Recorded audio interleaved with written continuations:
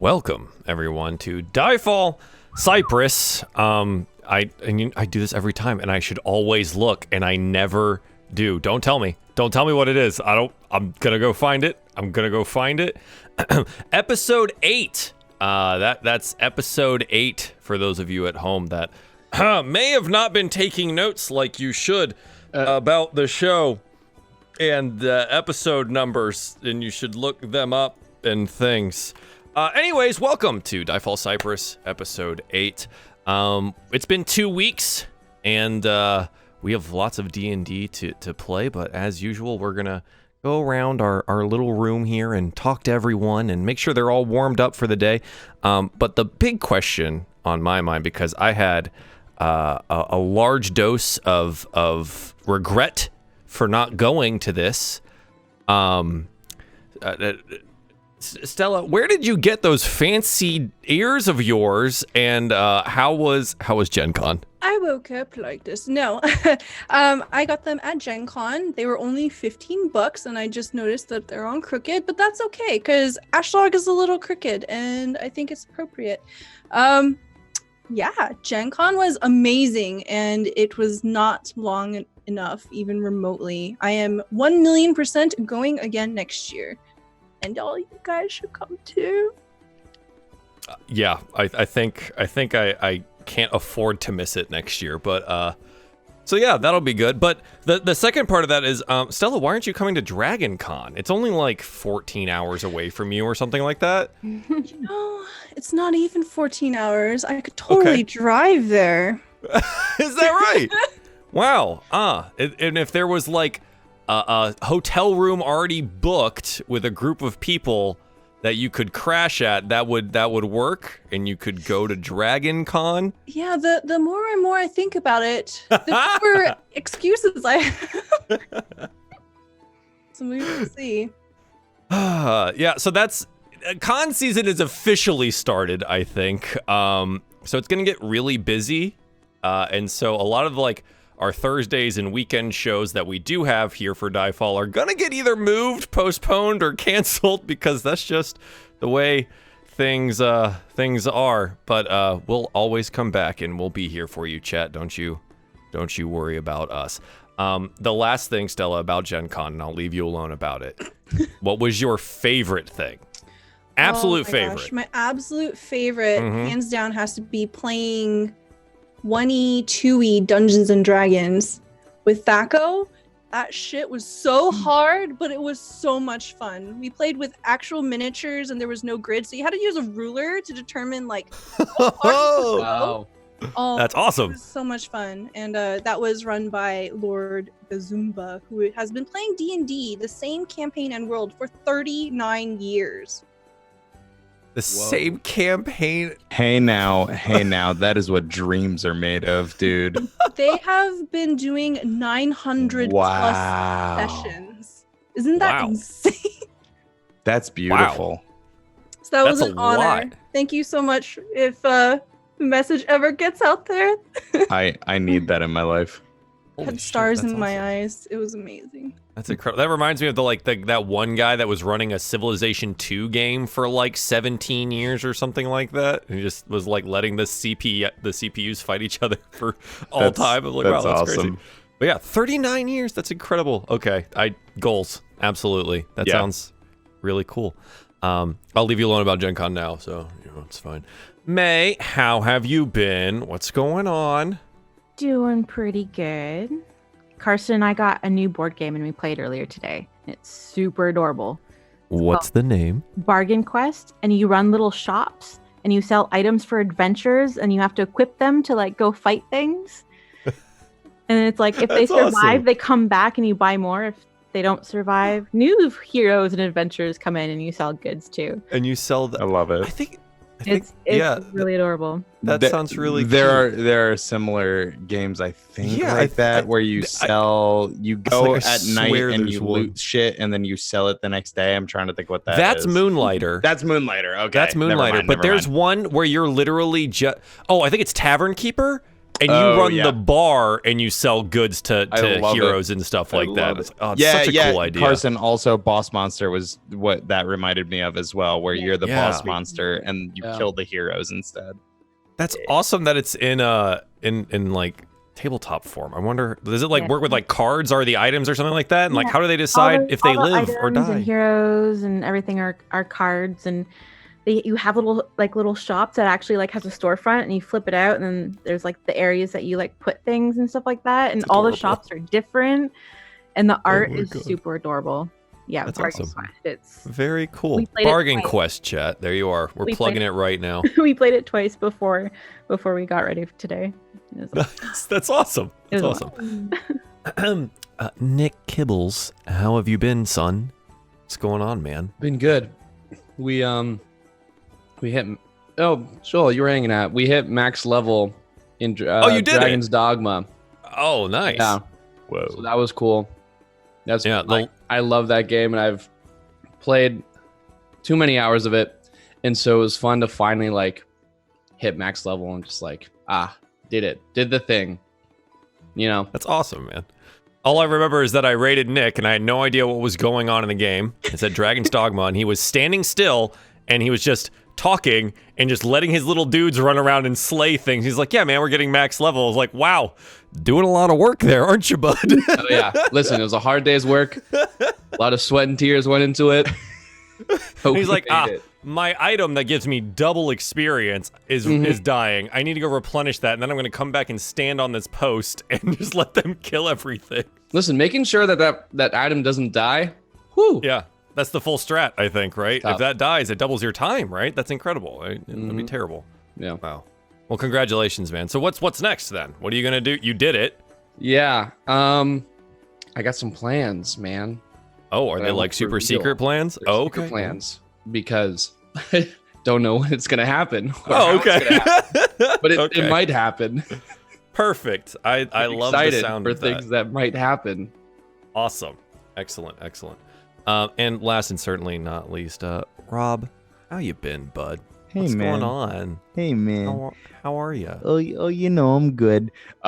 Speaking to what Stella was talking about first edition D&D, my friend is like it feels like a career garage sailor at this point, and he bought a first edition adventure, like fully built like dungeon and everything. And it's this book that was published in like, I want to say like 82 or something.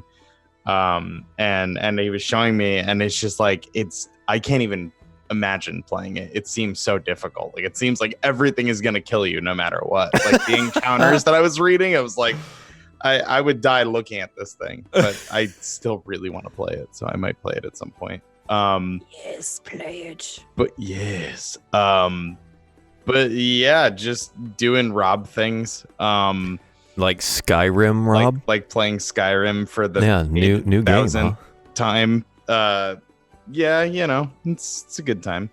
It's been fun. Good, man. I have been watching this campaign and taking. I literally bought a new notebook for this, and just like took pages and pages and pages of notes because I talk out of my ass a lot. And so I was like, shit, I need to hold myself accountable for the stupid things that I say for once in my life. So yeah, notebook. Where did you put that picture that you took of your notes? Was that in the Cypress? Oh, it was in the Discord somewhere. I think it was in your picture share channel. I think. It was a picture. Oh, share. You know what? I could actually turn to that. And yep, I just popped to this. So an excerpt from the end of session 4 was, they had a good harvest. Hot equals 5. Strong tusks. Strong jaw. Softer face. Dat ass don't quit. All underlined. Reco peacocks. They compare asses. So. Yeah, I know what that's about. I just reposted that in the public discussion channel too. So if you want to go see the best notes, that is just how it be. That's where you're gonna do it. So yeah. Well, thank you, everyone. Do you feel good? You feeling like you want to play some Dungeons and Dragons today? Yes. Is that? Stop dropping my notebook that I was just talking about. Also, There's a huge storm outside right now, and it happened in the middle of one of you talking, and I just heard the wind. And Oh, good. You know, if I disappear, I've got Zoom on my phone. Perfect. We'll just keep playing the game. Yeah. It's fine. So I'll log into the DM account and just see all of the things that you've made. Please And no. Please no. You will be disappointed. Oh, good. Oh, and also, Rob, can I share your thing, your World Anvil thing? Oh, yeah. I actually just added a little bit to it the other day.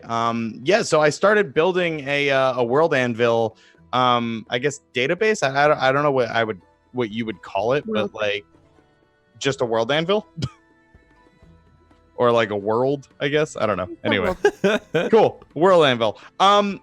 This is the world of Theon that we're in. And so I'm kind of in the process of adding the things that the players have done so far, like the places they've been. So like I have an article on Avion. I have an article on Mareka as a whole. There's a little bit of like slight backstory to how it came to be founded. All the farms that you guys passed are in the Farms of Mareka article, and they weren't given names until I realized I had named nothing, like literally nothing about those farms. So if at your leisure, I think you can follow them, right, May? You can follow a particular world. And I don't know if you'll get updates or not. I don't know. May is on your dashboard, if you post anything new to your world, it will show up on the person's dashboard that there's a new article on that world that they followed. Oh, great. Yeah. So if you guys are interested in, if it's just optional kind of like world buildy stuff as I come up with shit or as things happen in the campaign. Yeah, there you go. Any and all like maps I make, which I do have them, but they're too big to upload. So I'll be subscribing to World Anvil in the next couple days so I can upload those. Perfect. But yeah. Oh, and one very important point of order. Herrick misspoke in episode 1 and said their father founded the company. Their grandfather did. That's the only mistake I made other than the sending stones. Perfect. I can retcon, so Perfect. And those of you guys that are interested in reading anything about this, the homebrew lore, again, I posted it in the chat, and it's over in the public discussion channel, and take a look. Rob's worked really hard on it and continues to do so, and it's super impressive. Yeah. So give it a little look. It's what my weekends have turned into. I love it so much. It's awesome, dude. So share your love, Rob. Take us in. Take us into tonight's episode of Cypress. So tonight's episode of Cypress. So just as a quick recap, and sorry again for last session cutting early. I've forbidden my family from doing anything stupid and hurting themselves in any way or bad things happening. It's great. But anyway, so where we left off. So last time on DieFall, if I could just switch to my notes. So the party arrived in Verso. They had a mini bathhouse episode. Ashlog, I think, scarred a grand total of like 5 different children. No, 6, counting Percy's son. Yeah, it's great. They're all gonna have nightmares. It's swell. But yeah, yeah. Hey, man, Baba Yaga, dude. She real. The party came to Verso. They had a bit of a debriefing, and Nyara kind of explained to her half brother Ballas and the company as a whole what they had found on the road and how they had come across some Morakan enforcement and trade agents up to no good and whatnot. And there were a couple different options for like how to proceed from there. And Ballas ultimately decided, you know what, you guys deserve a day off. Cypress company paid for room and board at the Tipsy Turtle down the road, and the party drank and got into a little bit of a bar fight. Nuts were involved, and the party awoke refreshed, I guess. Had a nice breakfast at the Tipsy Turtle. And the morning manager there, a dwarven man, who seemed to take a liking to Rekko. He's probably not really seen many Dragonborn, as a lot of the people in Mareka haven't. And he gave Otis a letter that was addressed from his brother Percy, saying, "Hey, swing by the house, my dude. It's been a while since I've seen you." And the whole party decided to join and invite themselves over because they're just that type of guy. And so they came over to Percy's house. Otis and him had a little bit of a heart-to-heart regarding this mysterious thing that happened to their father. And Otis had determined that he was at one point going to visit his other brothers. Otis is one of 7. And he probably, I don't know, Otis, you probably haven't seen some of these guys in ever, maybe. I mean, the age, well, no, like his oldest brother, I think is what, like 51 or something. Oh, wow. Yeah. So yeah, it'll be a spoil, Rob. It'll be a quest. Well, I mean, Otis, whatever, man. Anyway, sorry, Otis. I'm just trying, whatever, man. Don't put me on the fucking spot.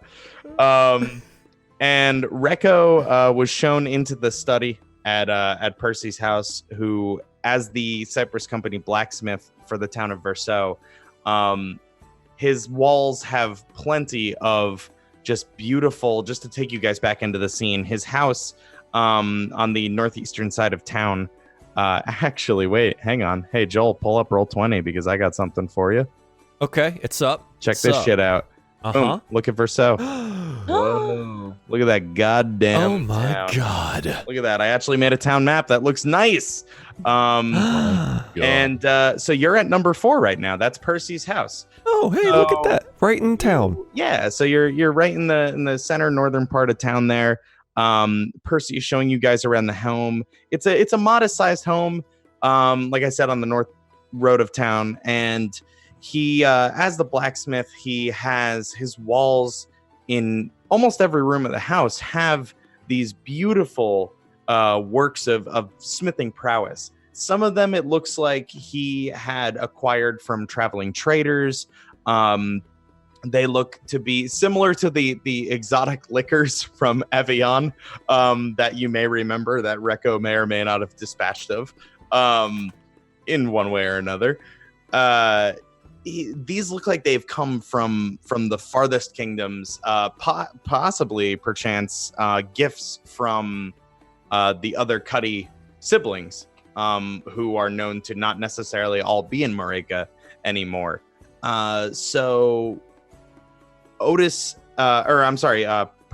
had taken Recco and the others into the study where hung this beautiful, it looked dwarven made at first, but Percy showed it to Recco. It's this battle axe on the wall, and he and I believe the last thing you said was, "What does Recco see?" Before we unfortunately had to stop the episode. So let me answer you that question. What does Recco see? And Recco is holding said axe now, just holding a beautifully crafted battle axe that it appears to be made of just everyday steel, but the real work went into things like the hilt and the you would actually, we established you don't speak Dwarvish, you speak Draconic, correct? Yeah. Okay. And they have the same, technically they have the same runes. Okay. They're similar runes, similar alphabet. So you would recognize the Dwarven alphabet, these runes that are carved into the center of the blade as they meet the hilt. There's these beautiful, almost it almost looks like a stone carving, like Dwarven architecture. They carve stones. They do a lot of sculpting. Somehow Perseus was able to shape the hilt in such a way that it sort of replicated that design, and it feels like it was made by the dwarves at the Bronze Rise. And Percy was saying something along the lines of, I tried to replicate, if I could find the fucking accent, if I could find the accent, I was trying to replicate the frankly, I don't know what the hell these runes mean. They could mean potato for all I know, but I was practicing and. Does not say potato, but it is okay to not know things. Reko doesn't know very many things, but it is very beautiful. Oh, I appreciate that, especially as somebody from the area. Why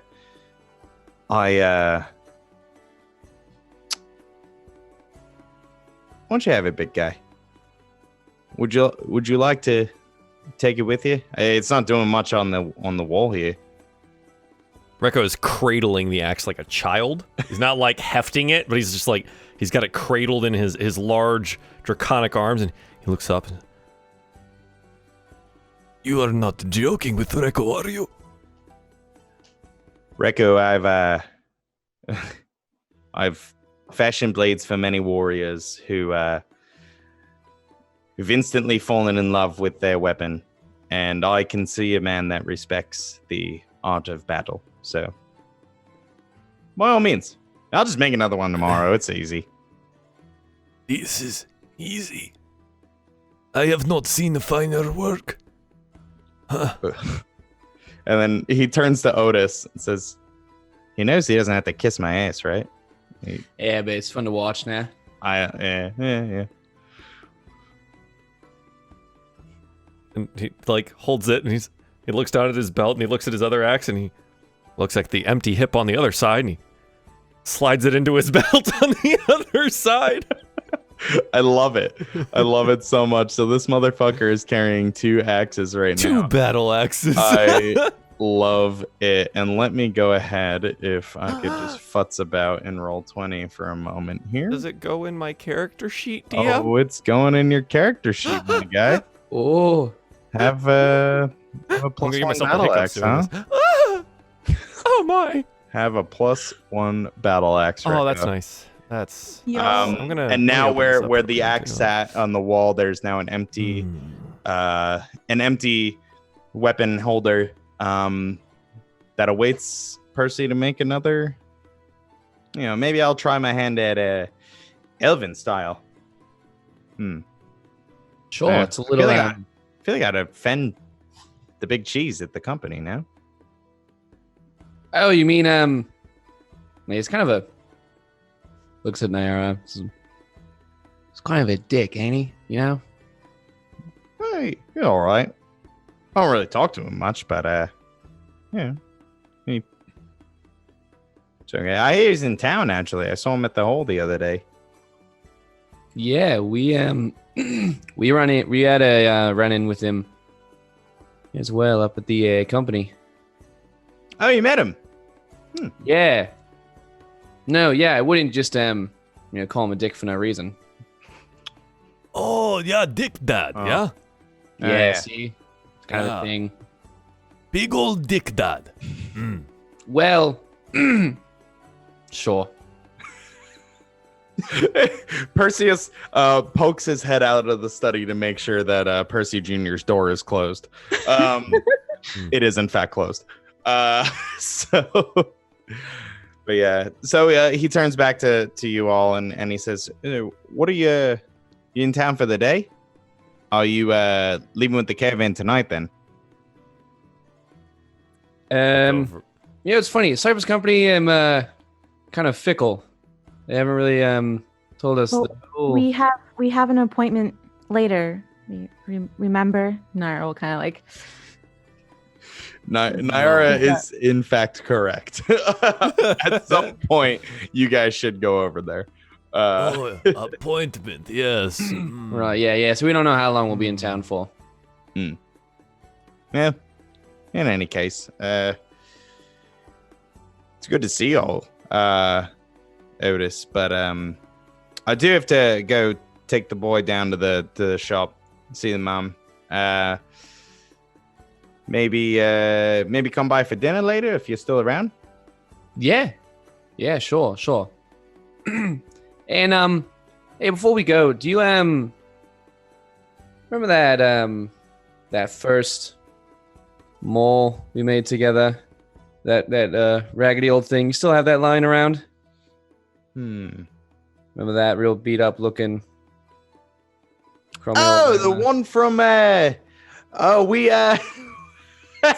Dad's old forge, yeah. He just kind of starts cracking up and he remembers we Yeah. you dropped that on Yeah, on your daughter's foot. That's right. Yeah, he definitely had it for a week there, huh? Yeah, I think that's over, and he kind of like digs through. There was a bookshelf in the study next to his wife's easel that had the painting, and he kind of shifts the shelf. It looks like it was tucked behind it, and he flicks a cobweb or two off of it. But he's like, this old thing, huh? Yeah, that's the one. I've been thinking about taking it with me. He kind of gives it a look. He's like, you want me to make you a better one? Nah, I can't want to see the look on the old man's face when I show up with it. He gives a knowing smile to that, and it's kind of, there's maybe something in his eyes that like almost a sadness, but he tries not to let on, and he just kind of plays it straight and hands you the maul and nods. Yeah, sure. Memories and all that. Nostalgia. Yeah. When do you think you're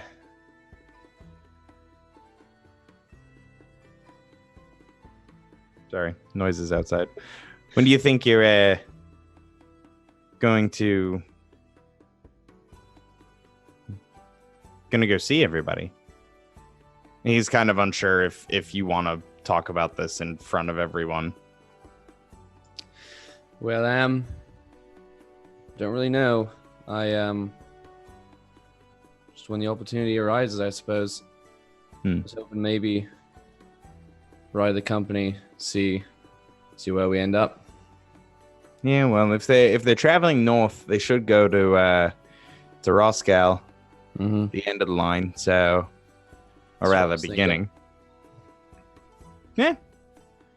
All right, that's fair. That's fair. A little bit of a business trip, as it were. In a ways, yeah. On the company's dime. Wouldn't have it any other way. Underhanded. I taught you well. And he kind of just playfully shrugs you, or like nudges you rather. Yeah. And at that moment, it seems like Percy Jr. was kind of spying on you guys, and he kind of pokes his head in and looks at the mall. He says, "Uncle Otis, what's that?" Say, it's a piece of junk. Oh, you know what we cutties do with junk? Which is wonderful. He looks at his dad kind of for like approval, like because he doesn't know how to feel about this. And Perseus Senior is just kind of like, Yeah, this mall looks like garbage. Like, like baby's calling it a mall is like a stretch. Sure.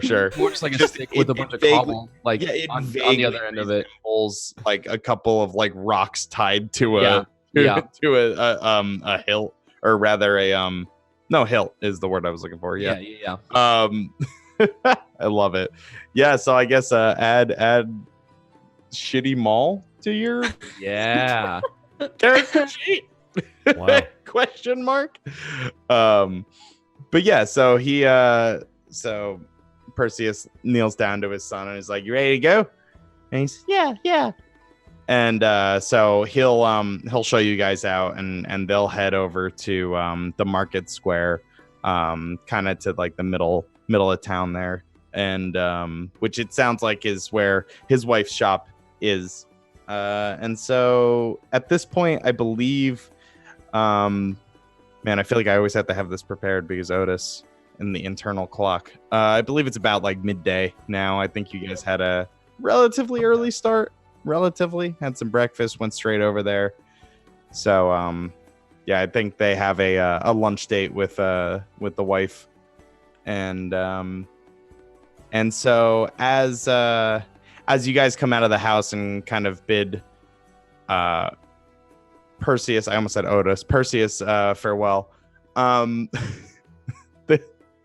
The kids that Ashlog, you notice that the kids are still kind of like following at a distance, though. Like they're trying to be stealthy, but it's as if they rolled like real low on a stealth check. They're kind of poking their heads out from behind one of the houses across the street and sort of still curiously poking about, but trying not to be seen by you. Oh, and I can clearly see this? Oh, for sure. Yeah, no check needed. You can absolutely see this. Ashlog pulls the mace from her belt and she throws it to the ground and throws her hands up and she says, "Go home. It is not safe here." They all kind of eep and collectively, it's like a cartoon. They all kind of eep and like hide behind the house. And Perseus kind of looks over his shoulder as he's walking away and just swamp people. He just keeps walking. Ashlog, kind of old lady, hand on her back. Naira, like, oh, I'll get that, and she'll pick it up and hand it back to you. Love it. Just puts it back on the belt. Yeah. And so the sun is in the middle of the sky. It's about midday. Is there anything else in particular you guys want to do before you make your way over to Cypress later in the day? I think Otis wants to get some new armor. Okay, sure. Yeah, so you would know either. I mean, there's obviously the company blacksmith, which they're not usually. I believe you would know that they're not usually like. Well, no, I mean, you guys are on the job, so they probably would sell to you. So you could either go there or the market square, where the town smithy is. It's up to you. They want to go to the local smithy. Yeah. Support local. Yeah. I don't know if Support local. Support small business, baby. Small business. Yeah. Let's do it. Yeah, I mean, you would have a guess. Actually, no, you spent roll me a history check. I was like looking for my dice on my table. I don't know what that was about. I almost did the same thing. I was trying to like look at one of the tables and roll on something, and I almost pulled out the dice bag. Yeah. It's like, wait, I don't need that. Okay, 7. 7. Yeah. So a 7, it's. Yeah, you spent some time in Verso. You would know that the smithy is in the market square where Perseus was heading to. So if you wanted to go over there, you could absolutely do that. Does anybody else have anything in mind in particular? Or are you just gonna go with Otis to the square? Naira will just be a little antsy, but she'll follow them to make sure that she can get them to the company. Keep everybody on task and everything. Sure. Naira's standing there like. Ashlog is pulling various weeds out of the ground and stuffing her pockets. Okay. Great. Destiny requires dandelions, am I right? Mm-hmm. For sure. Rekko, you got anything you in particular you'd like to accomplish before you guys head to Cypress? He's gonna go look at armor and sharp, shiny things. I'm pretty sure he's gonna go look at armor and sharp, shiny things. This makes sense. Yeah. Makes sense. Even though he's got his new sharp, shiny thing. Hey, that's fine. You know, more money to be spent on something like armor, right? Yes. Yeah, absolutely. So you guys after maybe a little bit of time scaring, I don't know, children and pulling weeds, you slowly make your way to the market square to the south. And yeah, so it's very much the middle of the day. There's the smell of baked goods from the nearby bakery. It looks like whereas a place like Avion had a couple like smaller commercial buildings, it looks like this market square is much more outfitted. Overall is definitely a central shopping hub. It's a considerably larger settlement than Avion, so there's a little bit more variety. There's like a butcher, there's the blacksmith, obviously, a woodworker, a grocer, rope maker, everything you can see. And roll each of you roll me perception checks. What am I scheming? Whoa. Roll20 over here. Otis motherfucking Cuddy critting it. My God. Otis with a 21, Ashlog with a 15, Nyara. I keep adding the V because, like I said, my IRL, one of my players is Nyvara, and it's fucking me up. Nyara, also an elf, 23, and Rekko 10. Rekko, you are enamored with your axe. Like he is just standing there, like turning it over in his hands. Rekko is trying to get the weight right on his belt. Yeah. Got to carry it around. He's like, oh, do I put it on my back? Do I put it next to here? Move the javelins. Very particular. And so the other three of you, I think with a crit, maybe Otis sees it first and kind of like elbows Nyara.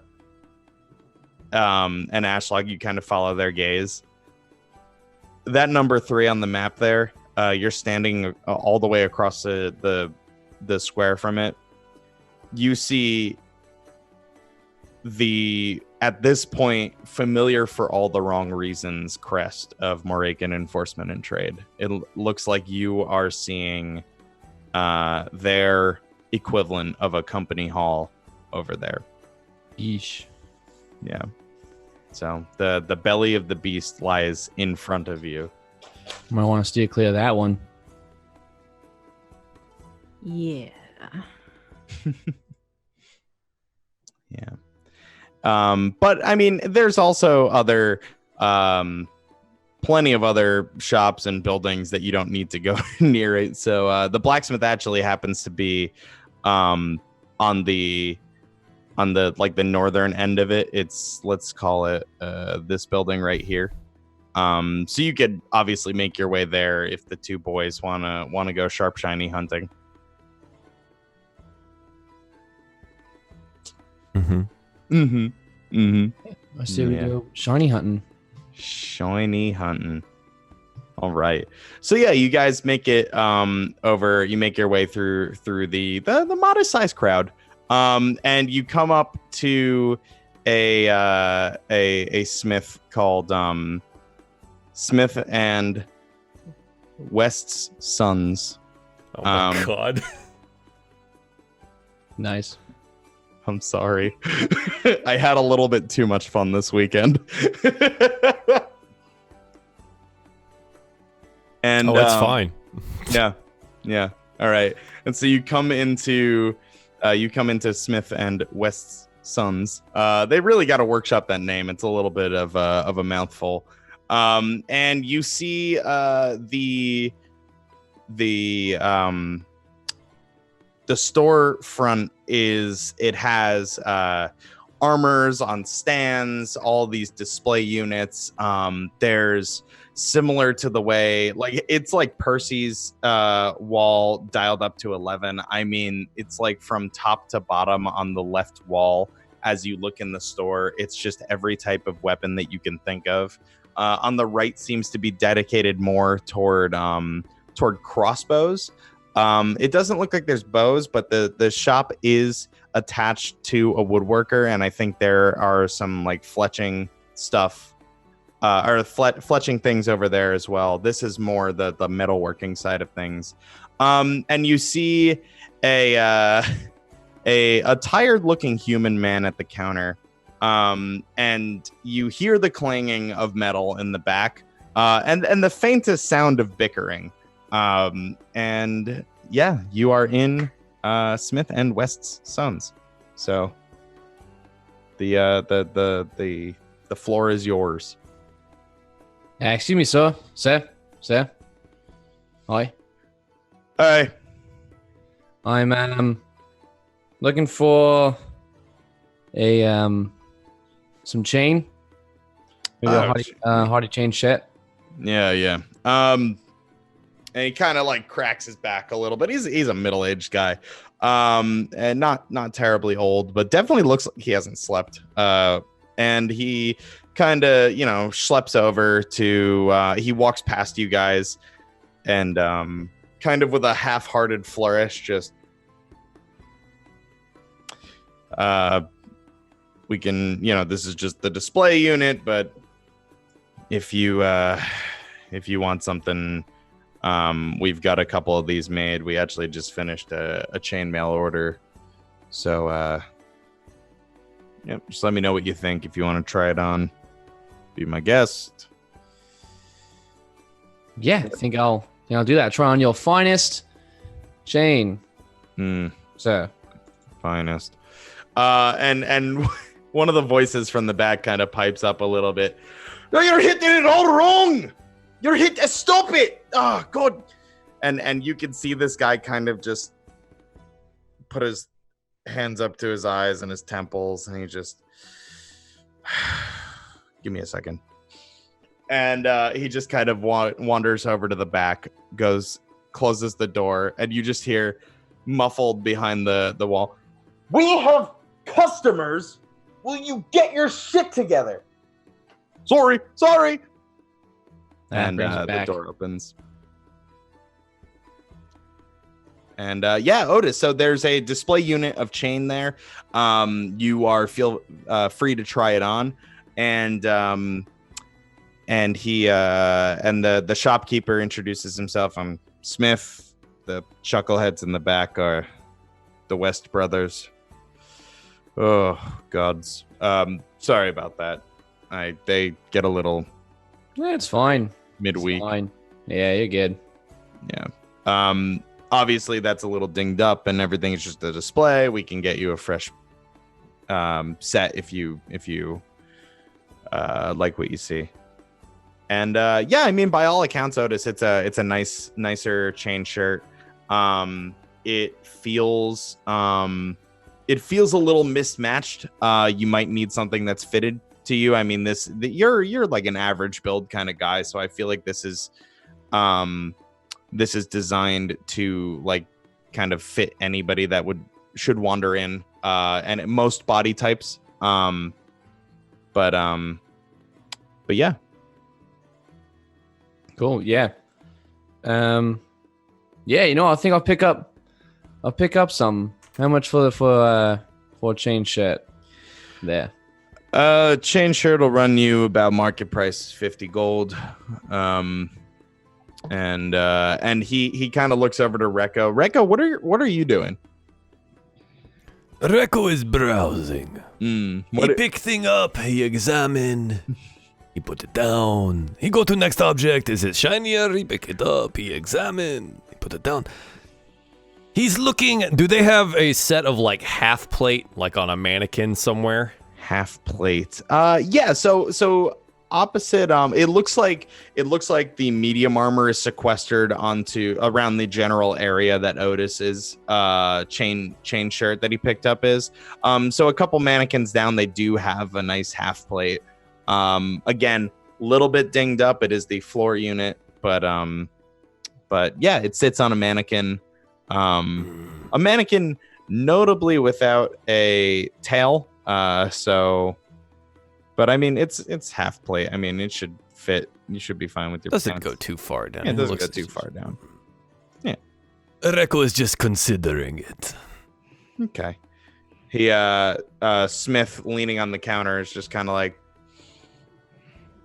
"Big guy, can I get you anything? You just gonna just looking." Oh, how much for this lovely half plate?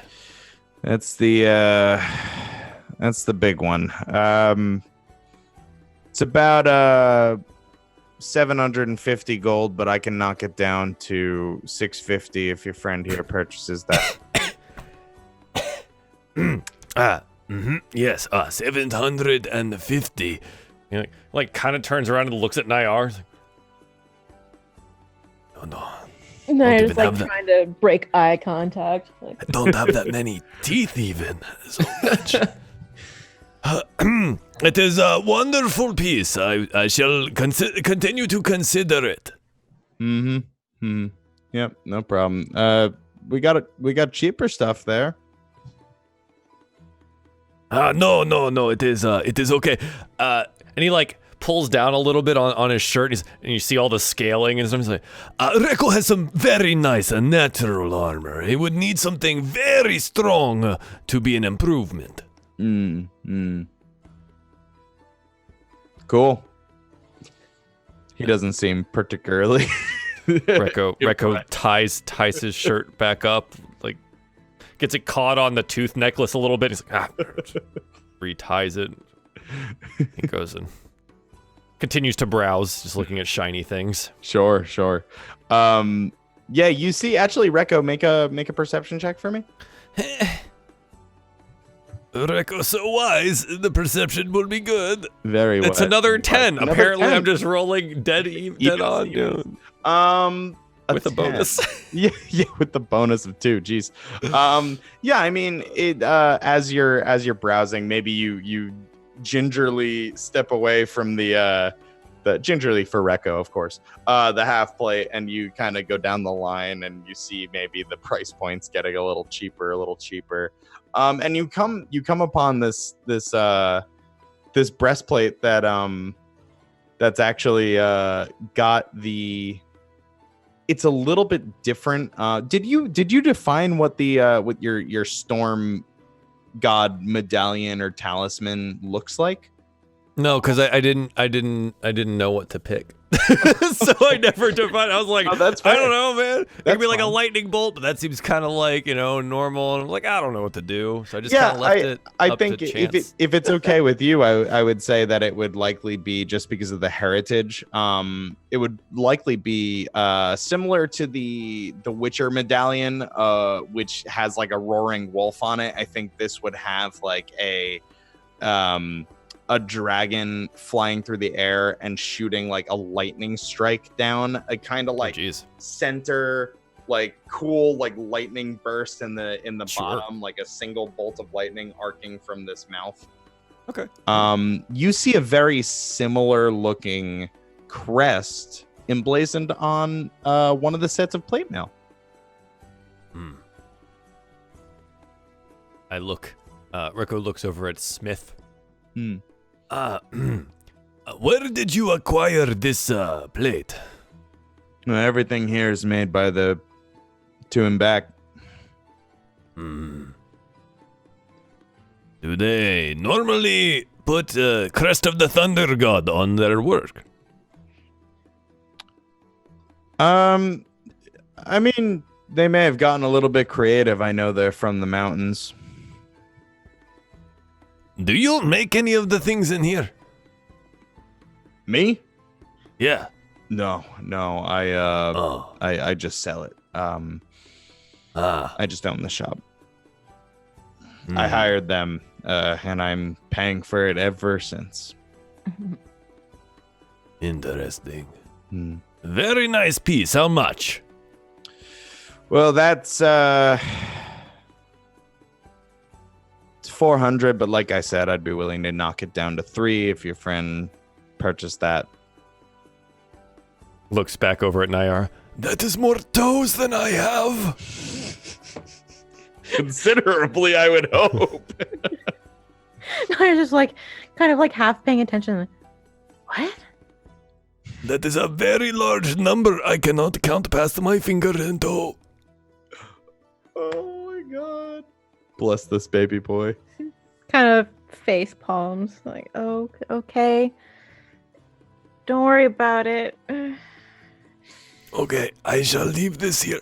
I think I will go find Baba.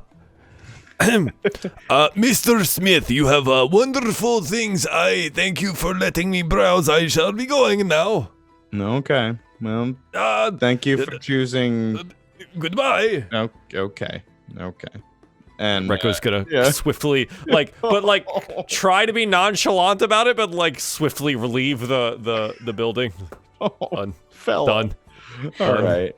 I think just from just us traveling together, he would know that I almost said Baba. Ashlog is tends to hang out outside of establishments because closed spaces and very stinky people do not go together very well. For sure. Yeah, absolutely. So I think she would just be right outside. And as you come out, you can see her in her very dingy, not at all scavenged off of a dead body, probably armor that has never been cleaned ever since she acquired it. And she just kind of like scratches at her head. She pulls something out of it and she just eats it. Reko takes no note of this as he like walks up to her and says, Bubba, things are very expensive here in the south. What do you want? He kind of looks embarrassed about this. Reko know that Destiny should protect him, yeah? Reko cannot die because Destiny protects him. But Reko has seen fellow tribesmen and other guard, and he like points around at hopefully someone wearing some armor. Mm-hmm. Sure, yeah. There's guards milling about. In the town square.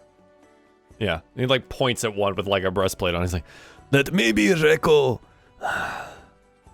should have extra protection. But what do you say?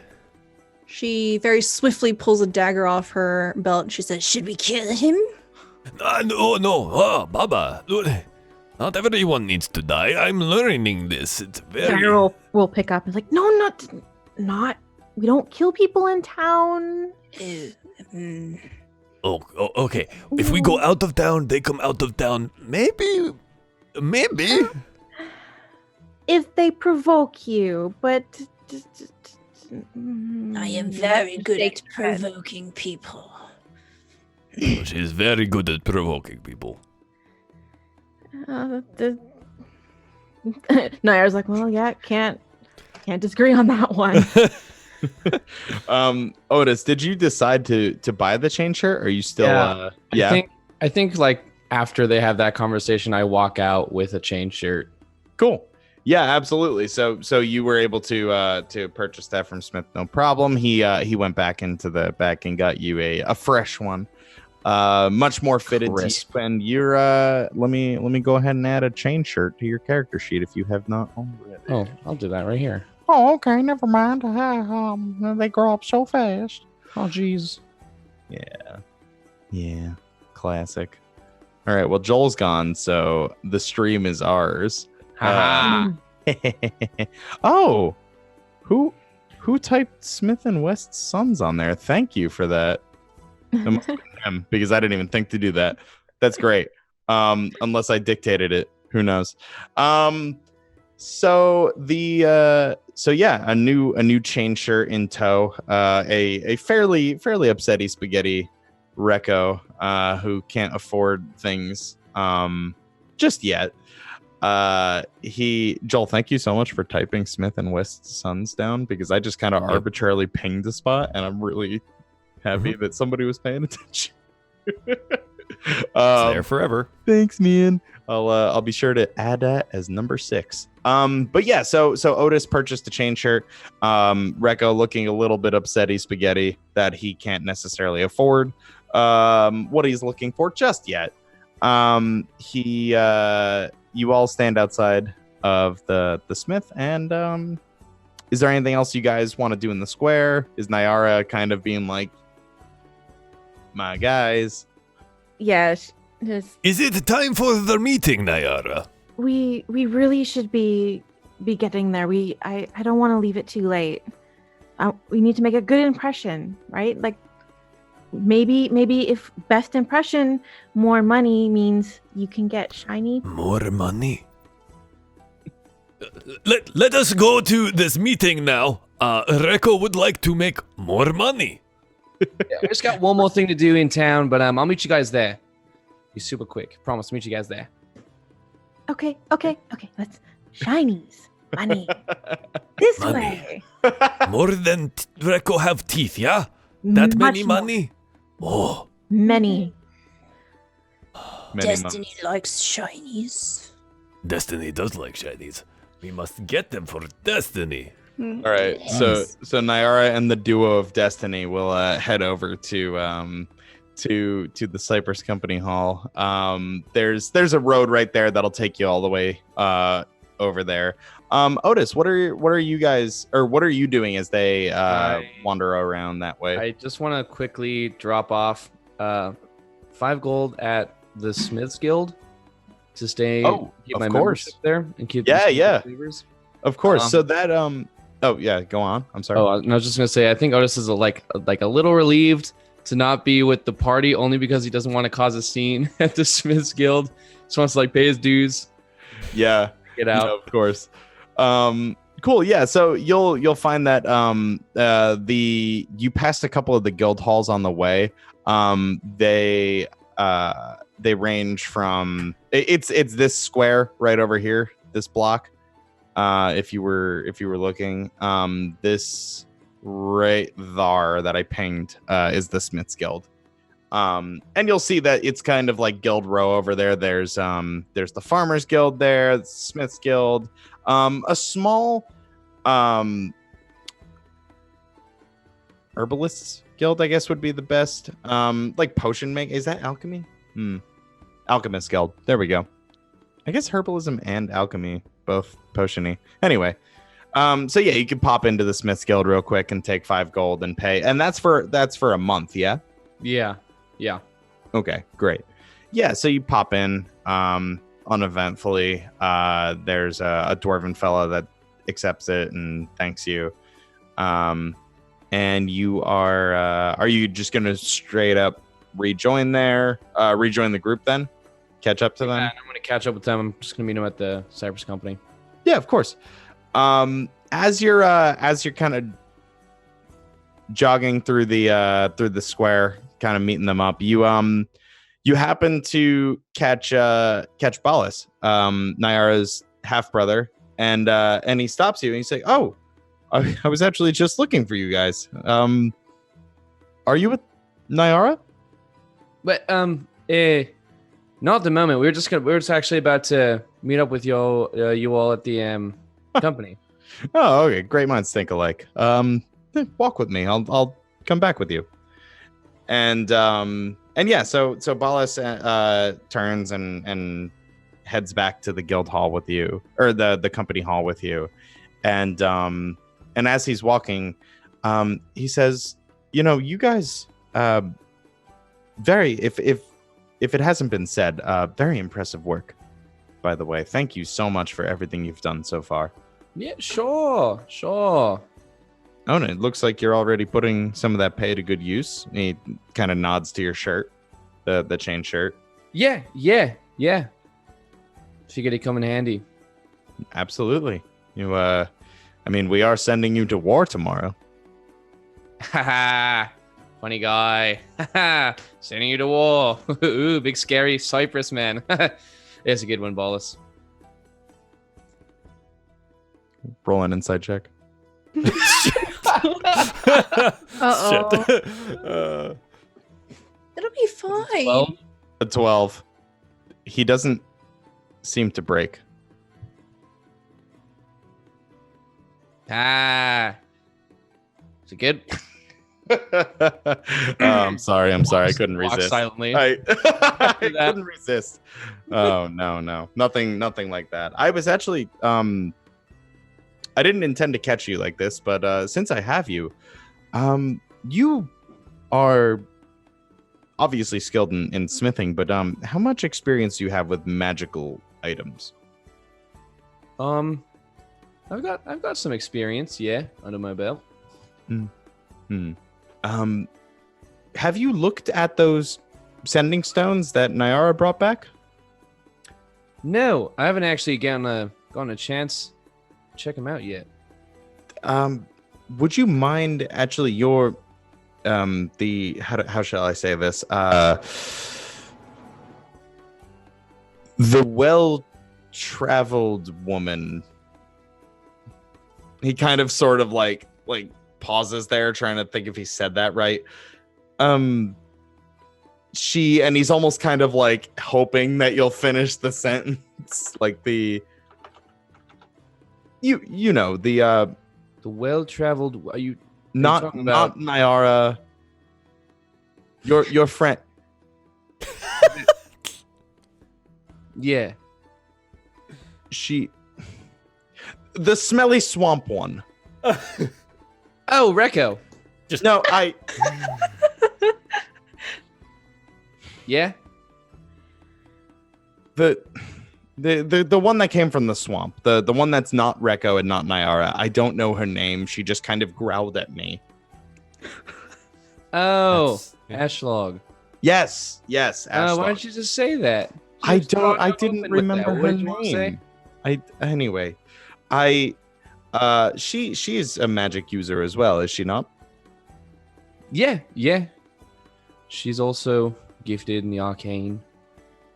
Do you think that she could also take a look at these with us?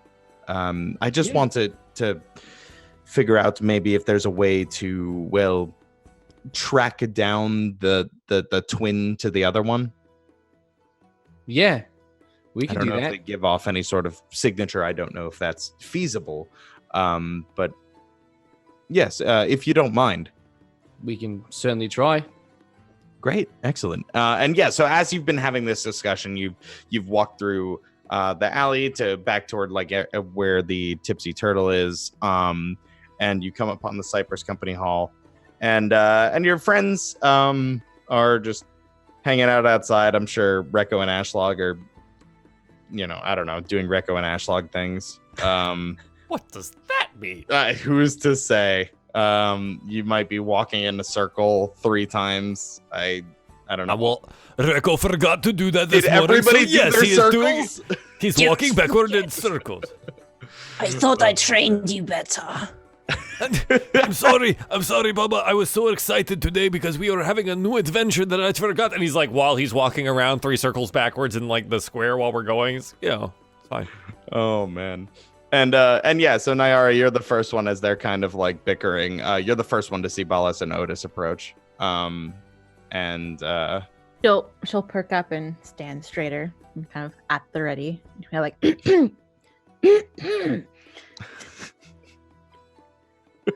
trying to like get Recco and Ashlog's attention. It sounds like you need Danny. Bubba, I'm so sorry. I just, I will do better next time. Oh, like nudges Ashlog. Dandelions can help your throat. Well, some dandelion tea would be wonderful later, but turn around. Hey guys, look who I ran into. Yes, hello, Mr. Ballas, yes? Yes, hello everyone. Thank you all for coming by so early. I know that you, I'm sure, want to take a load off. I was just hoping to maybe pick the brains of Otis and Ashlog, was it? Yeah, I told you. Squint.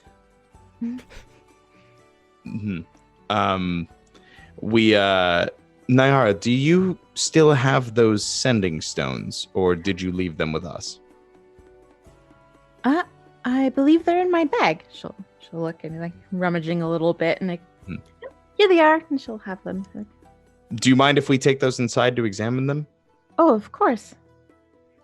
Excellent. And he'll turn to Ashlog and Otis, and if you have a moment, both of you, I would love to take a look at these right now. Yeah, sure.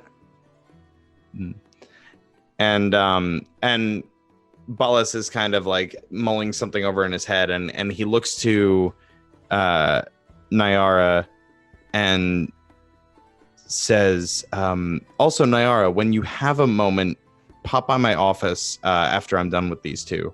Okay. I just want to go over your notes as well. And I think that's everything. If not, I'll come find you. Do you plan to hang out here for the meantime, or? I imagine so. Okay. And yes, anything that you need to make use of around here, it's all on us at the company hall. So we have training facilities, we have the smithy, we have the kitchen and everything. Anything that you guys need. I won't be long with these two. And so he'll beckon Otis and Ashlog to follow him into the hall. Ashlog very painfully, slowly follows. Okay, great. Yeah, it's kind of like one of those. He goes open and he holds the door open very courteously, and Otis like kind of nods and steps in, and then Ashlog is one of those people that's like taking way too long, and you're holding the door now, and you're at like that in between, kind of like at a yellow light where you're like, ooh, it's like too early to close the door, but it's like too late to like get out of it, and you might as well just wait for this person at this point. It's one of those. It takes about a minute longer than it should. Yeah. And so he'll lead you guys at whatever pace you choose to one of the other offices upstairs, similar to one of the rooms that you were in, like one of those like conference negotiating areas. And he sets the sending stones down meticulously, kind of like keeping the ones that are paired, which I might have to consult my notes because I decided to make 3 different colors. I believe you guys were only missing like the blue one. I think so. My notes are all scattered. Yeah, let me just. I think it was the blue one we're missing. Okay, well, we'll call it that one for now, and if I have to correct myself, I'll do it after the break. Yeah, it's one of those. I know the reds we had. Yeah, red had the pair. I should have noted this a little bit more when I knew I wanted to focus on the sending stones. I'll double check after the break. But yeah, so he lays out the ones that have pairs, and then the one that doesn't, and he kind of pitches the same thing to Ashlog that he had said to Otis before. You're both very skilled in magic, and so I was hoping, do you get any signature when these are paired together? Like, is there a way to say track the other one if you don't have it? Well, I mean they're connected, so we give it a shot. I can look at them. And so he'll say, yes, whatever either of you have to do. If there's any ritual or tinkering that you need to do, would you mind giving it a shot? And yeah, so he'll see Ashlog put her hand out and very graciously hand her the unpaired stone. And she takes it. The other hand comes up. 20 gold. I roll a persuasion check. I love She's so charismatic. This is great. Persuasion. Force of self. 14 DM. Ooh, close. She growls.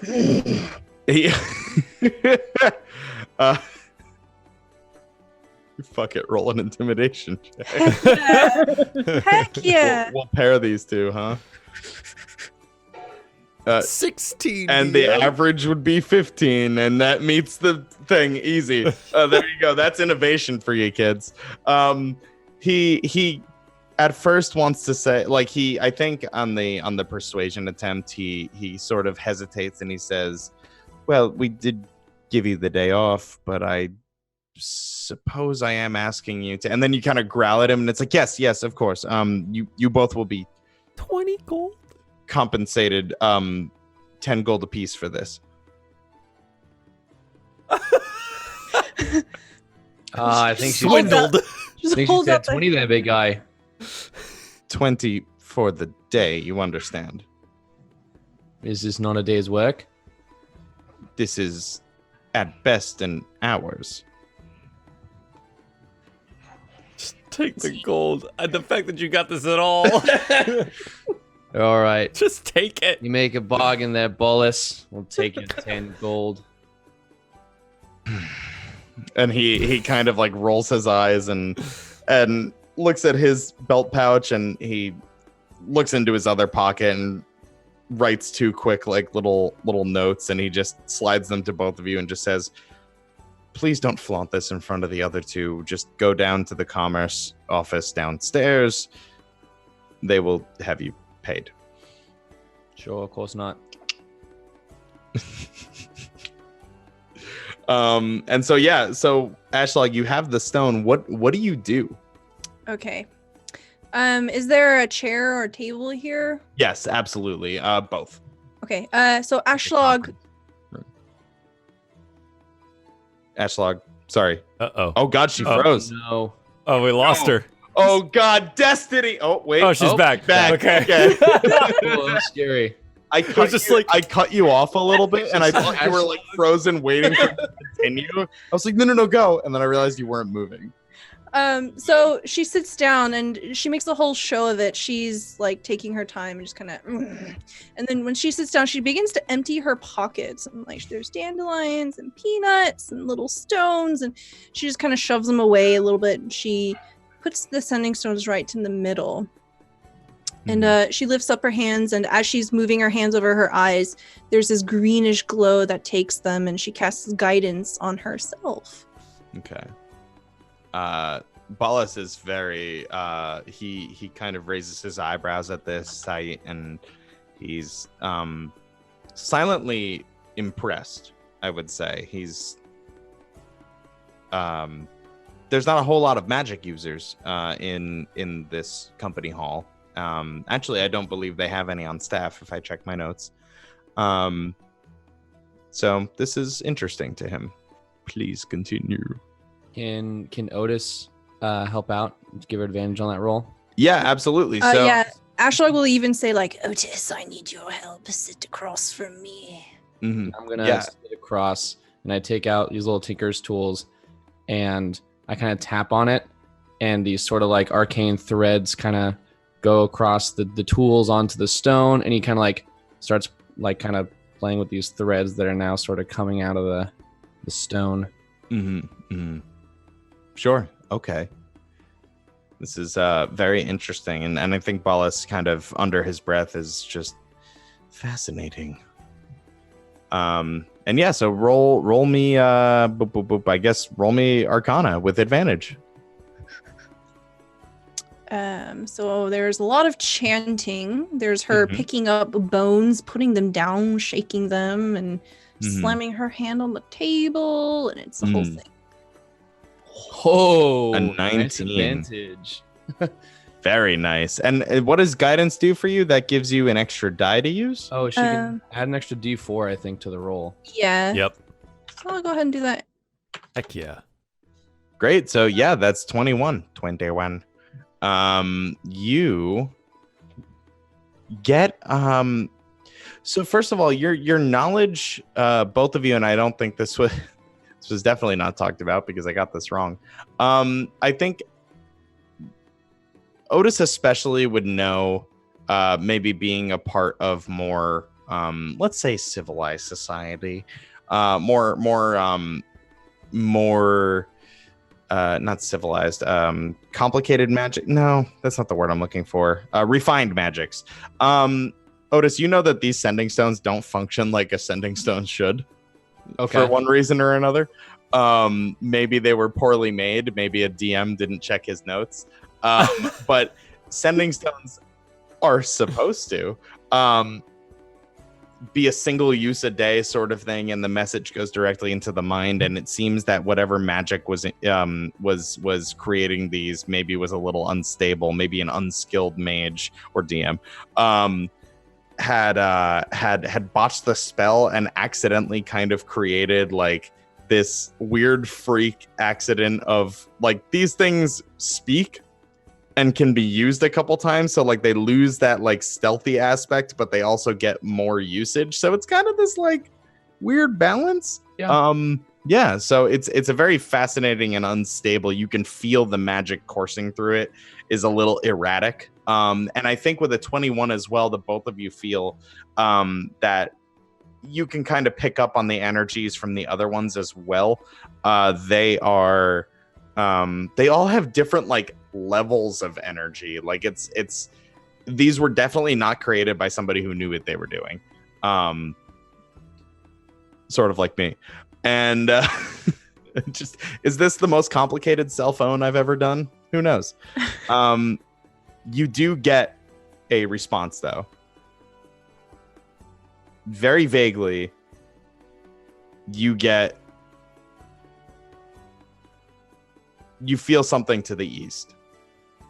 You could surmise, just especially Otis, who seems to have a more built-in like internal clock sort of thing. You can definitely feel that it would be in the direction of, say, like where a third camp would be. This, you correctly assume, is likely paired with another camp. Okay. And yeah, there you go. Hey, Wallace, it kind of looks like, if you see this little piece here, kind of connects around this way, and it sort of transmits over there, but it's looking like it's going towards the east. So you're suggesting, what do you think this means? Maybe it's similar to the other two in that a group on the road was using it? Sure. Or I feel as though you're not getting like I don't it's pairs eastbound. Yeah. Okay. And you're not getting the energy from in town closer? No, it looks like it's farther away. Okay. Yes, definitely another camp to the east then. It's as they suggested. It's as Nyara said. Okay. Interesting. I was hoping this would connect us directly to the headquarters, but they wouldn't be so reckless to do such a thing. Okay. Well, thank you. You've earned your gold. I will do with this information what I can. Ashlog kind of pointedly looks at him and narrows her eyes, and you just see her pick up her bones and just shake them, throws them down. Just goes, I didn't eat anything sour. It's good. I told you.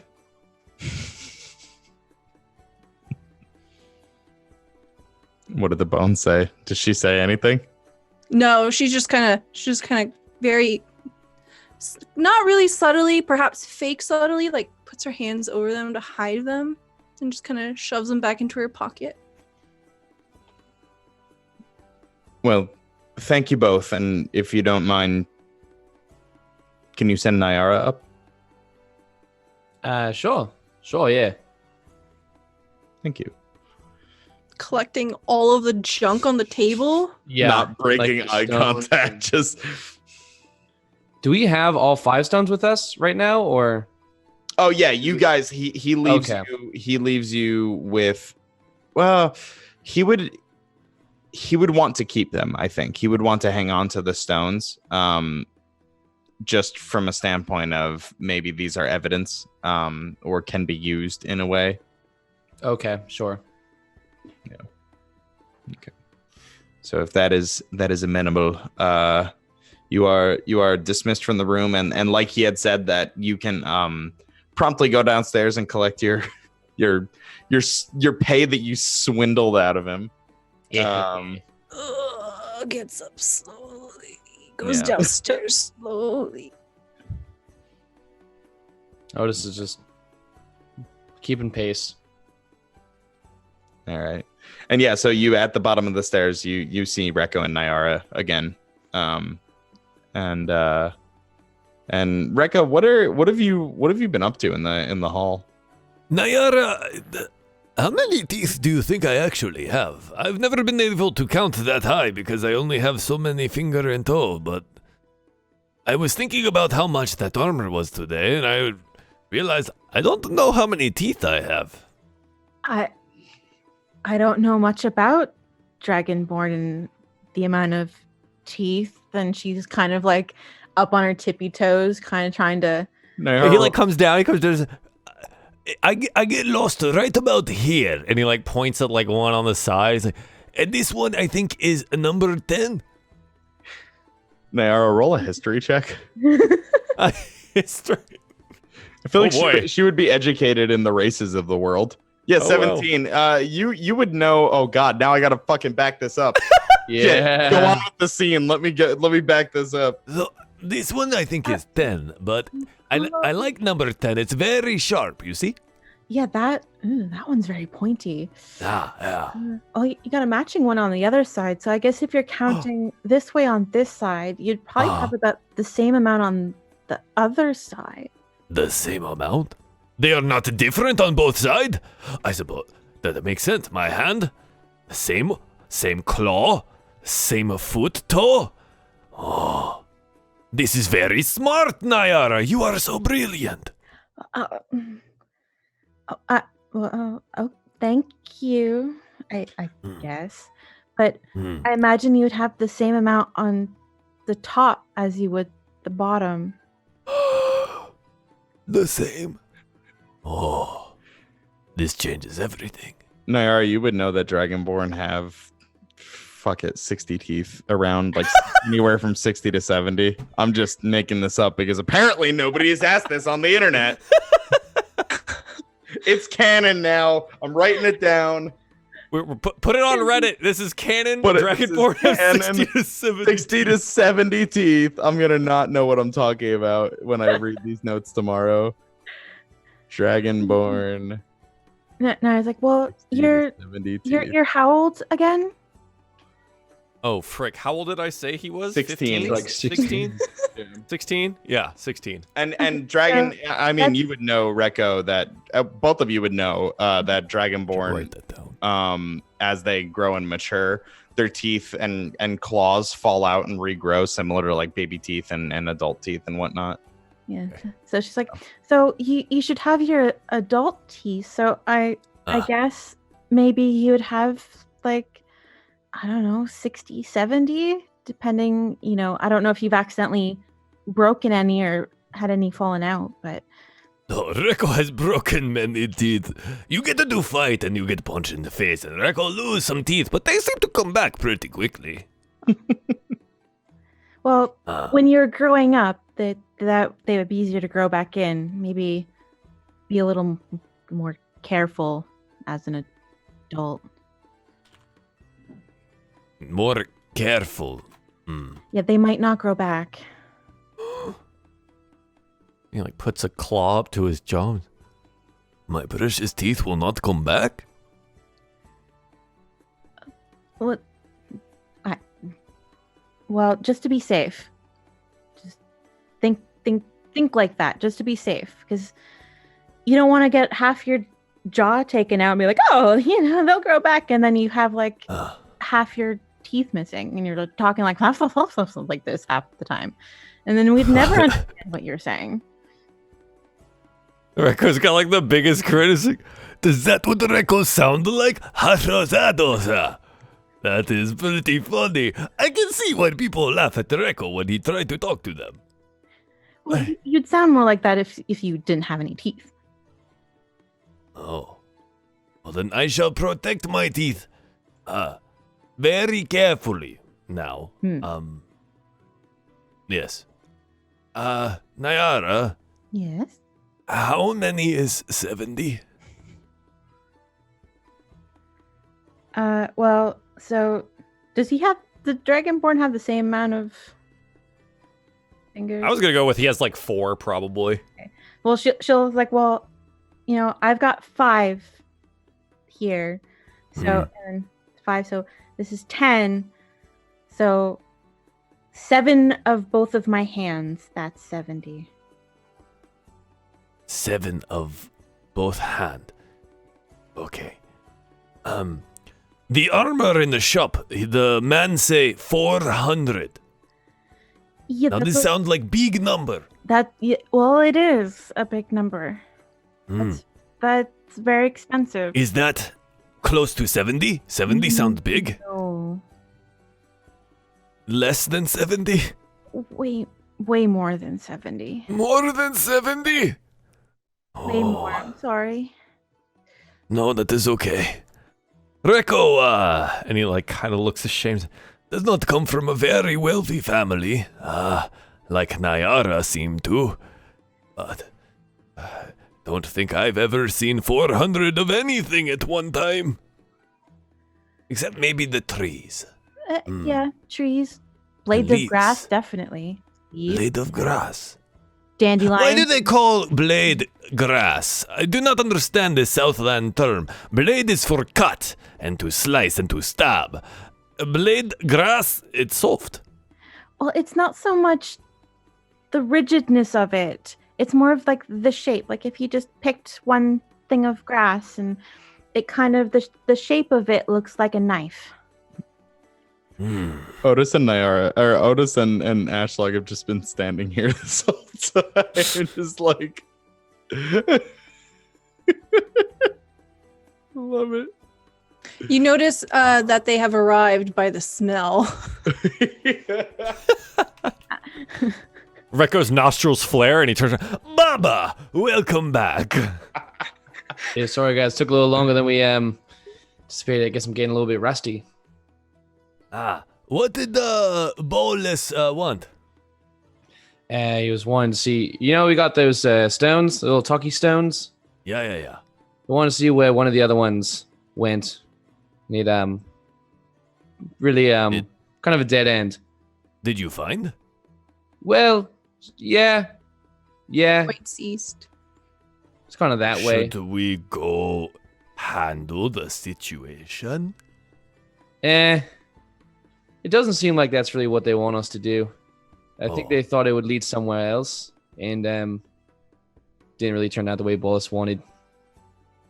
But he did say that he wanted you up there, Nara. Right. He did. She'll grab her stuff and grab her notes. Nayara, thank you for your help with counting a number. I will do my best to remember. Anytime. Anytime. And she'll quickly jot up the stairs. I think we get watching Nayara go up to go to that scene, but we get the background noise of Reko turning around and Baba, I have 70 teeth. Oh wait, that can't be right. Let me count them. Oh god, that's fantastic. Nashog's like, can I have one? Hold on, this one I think is loose. And then, we fade out and we watch Nayara go upstairs. No. Although, if you do have 70, you would have 69 teeth at that point. So nice. But yeah, so Nayara, you pop up to the room and you definitely get the familiar smell that Ashlag has been in an enclosed space. Bolus, his nose kind of crinkled a little bit, and he and as you close the door, he's like, she does know we have a bathhouse, right? Yeah, she adamantly refused. Okay, well, in any case, sit. Sorry, I was just, and you see that he's been mulling over these sending stones, and what he can do with the information that Otis and Ashlag were able to give him, and he says, "These were very good finds. Thank you for everything. Did you find anything else? I'm just trying to, I don't know, connect the dots here beyond. It can't be as simple as just sniping contracts from a couple farms on the south side of Moreka." I really wish we would have found that third camp, because the other ones that we found didn't really, it just kind of led all together, and they're definitely up to something. Nara, what's your intelligence score? It is 12. Okay. Roll me a quick history check. I can try. I believe. Ooh. What it do? 16. 16. Yeah. Your hand kind of brushes against the pouch of dried peas as you remember that you have those, and I don't think they really came up in conversation after that point.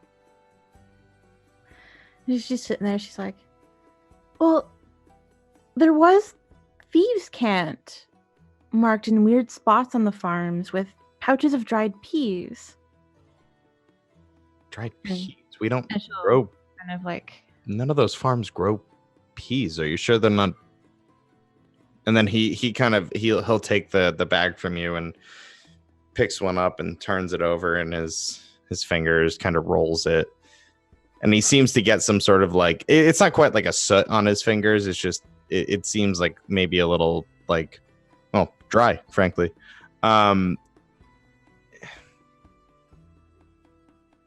These, are these seeds? They might be.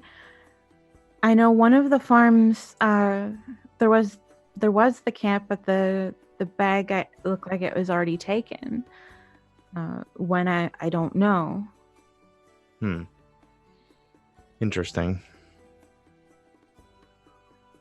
It all doesn't make sense. I understand that there's, well, I have heard there is a little bit of unrest in Verso about the company. Mostly it comes from MET, but it seems as though some people aren't necessarily happy. They see us as outsiders, you and I and our family, and maybe they're not happy about somebody else coming into Moreka and effectively controlling trade. And I to a degree, I see their point. It seems like it would be a frankly a military move, but I think we've done a good job here in Moreka. I think we've done well for these people. Have we had unrest before in this area? Nothing. No, I mean, sorry. Well, why now? Like, why? Because our family's been here for a while and hundreds of years. A human population, so it's why would they be making a fuss now after we've established an economy? The only thing I can figure is the contract with Corto. Maybe they see it as Prospera moving in to claim Moreka under its banner. But it's always been very clear that this nation stays, this confederation stays neutral. It stays its own province, effectively. I don't know how to communicate that, but in any event, without actually having anything to link to the headquarters that I saw quite conveniently set up across the market there. Yeah, ugly old building. Do you think that someone from here would be helping them? Because they've been, specifically targeting our farms, our contracts. Like, who would have access to the list of contracts? He turns this idea over in his head a bit, and he gets a very troubled look. And then he kind of snaps himself out of it and says, "You're beginning to sound like Herrick, frankly. Well... Is he thinking the same thing? No, but the bastard is so paranoid about maintaining our business and competition and this and that. He was the one who came up with the idea for the caravan and hiring outside contractors. Speaking of, I almost forgot. And he reaches into his pocket and he hands you a letter. The seal has been broken. It looks like it was addressed to him, but he hands you a letter that's now in your inventory, or it should be. Ooh. And Joel, you can also... Oh, I need to give you permission as well. Joel, if you want to pull it up on stream as well. Okay. It says, Ballas, I hope this letter finds you well. I'm sure you've met the contractors by now, and I was surprised to see them accompanied by our half-sister. Surely you likely arranged this. I'll admit, it came as somewhat of an unpleasant surprise. 4 people, strangers, who looked as though they had never seen combat in their lives. One looked as though she had just crawled out of the bog that morning. I'm still trying to get the smell out of our hall. Yet, 4 people who worked as a cohesive unit as though they'd been working together for years. We handed them a one-on-one combat scenario, and in a moment they operated together. They fought together using tactics, ingenuity, and, dare I say, grace. I'll be honest, I didn't even realize Nyara knew how to fight. She was graceful. She was capable. And I have no doubt she will perform her assignment to the best of her abilities. I'm eager to hear what you think of them. I also understand that Father will be there, so do make sure they make a good first impression with him. Best, Herrick. And he gives you a second to read this. She does triple takes, and she's like, does she recognize this to be Herrick's writing? I mean, it's signed Herrick, and you have no reason to believe that it's not. You can roll an insight check if you wanted to check. Yeah, she's definitely inspecting the handwriting. Sure. Yeah, of course. This does not sound like my brother. Gotta be sure. Oh man, I can't see. I'm blind. 24. This is absolutely Herrick's handwriting. You recognize the very handwriting that you saw the notice from the company. I mean, it was copied in his handwriting, duplicated, of course, but it shares the same style and cadence to it. And it's definitely the way he speaks, for sure. Just knowing him, growing up around him. You look surprised.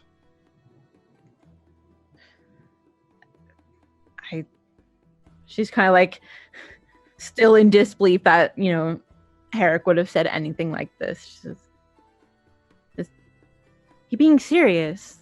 There's not like another page with a list of everything wrong that I've done." Herrick in the past, I can't even just blame him. All of us growing up, we were indifferent. We were mean-spirited. You were different. You were from a different family. Well, a different mother.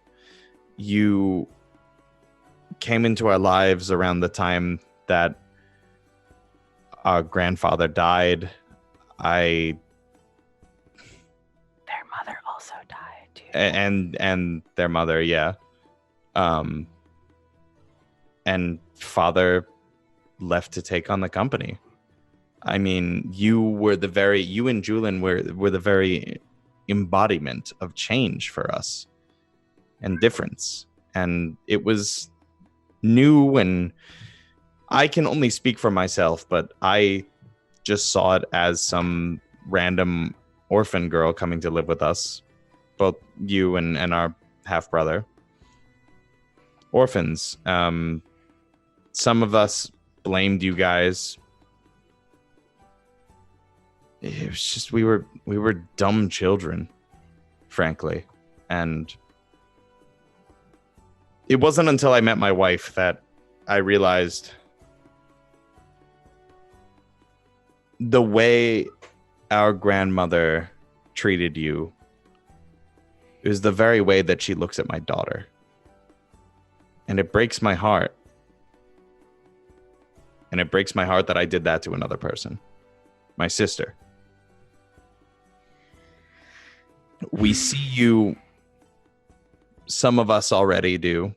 Some of us are starting to. We see you for the woman you've become. And the woman that you can be going forward, that you will grow into. And frankly, I wouldn't have anybody else on this job. Naira's just kind of like looking at her feet because tears are streaming down her face, and she's just like,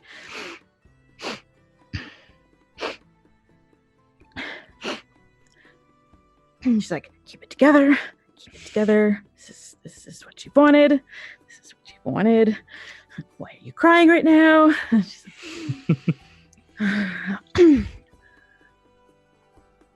Well, she's like looks for need a moment.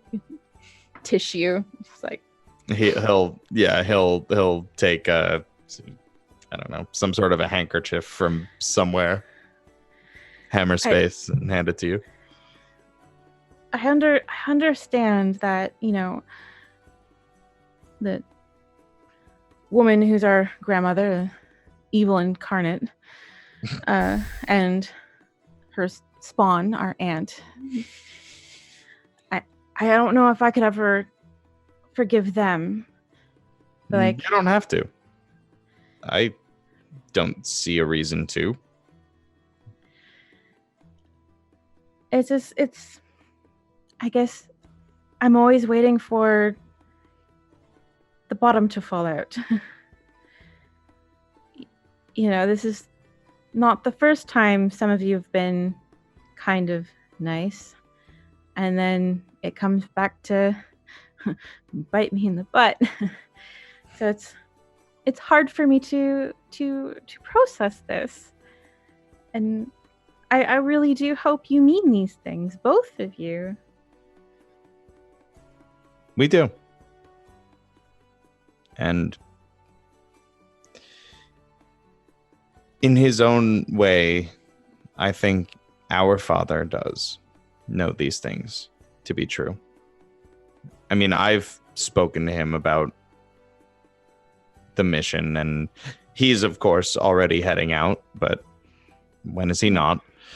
Yeah. I do hope you get a chance to sit down with him at some point.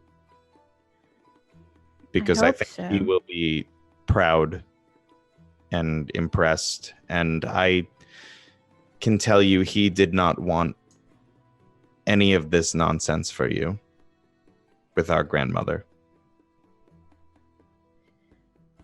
The man carries regrets. He doesn't show it. He can be very cold, a dick, as your friend said. Yeah, I know he has his moments, and work is everything to him, and I just want to help him because I do hope that he believes in me, and I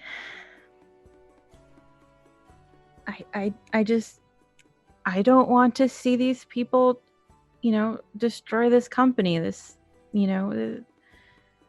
is everything for us. This is our life work. And when I saw the notice, I was like, I had to help. There was no question about it. Yeah. I'm glad you did. I'm glad all of you did. As strange as this band of people you found yourself with is, you've done good work so far. And while my original intention was to maybe have, I don't know, I had this whole infiltration and weird scheme planned, and Camilla thought it was ridiculous, but She thinks most things are ridiculous. yes, well, I will say she's right in the regard that I don't know that a Dragonborn, two well-known members of both our family and the Cuddy family and whatever Ashlog is would blend in anywhere. They're quite a sight. Yes. But maybe we can be a distraction tactic. Or a venerable thorn. They're very good with distracting and grabbing attention. Excellent at that. Yes. Well, I'll think about it. For now, I need to now examine these peas or whatever they are. I don't know what the hell. I don't even know if these are connected. You're sure these were... They were marked. They were hidden, not meant to be found by just anybody. And you say you saw them at the camp as well? Yes. You did. Yes. I'm just thinking, I'm like, yes, I combed every inch of that tent. Yes, there was some there. Yeah. Okay. Well, if you'll excuse me, I'm going to go make an arrangement to maybe get these to...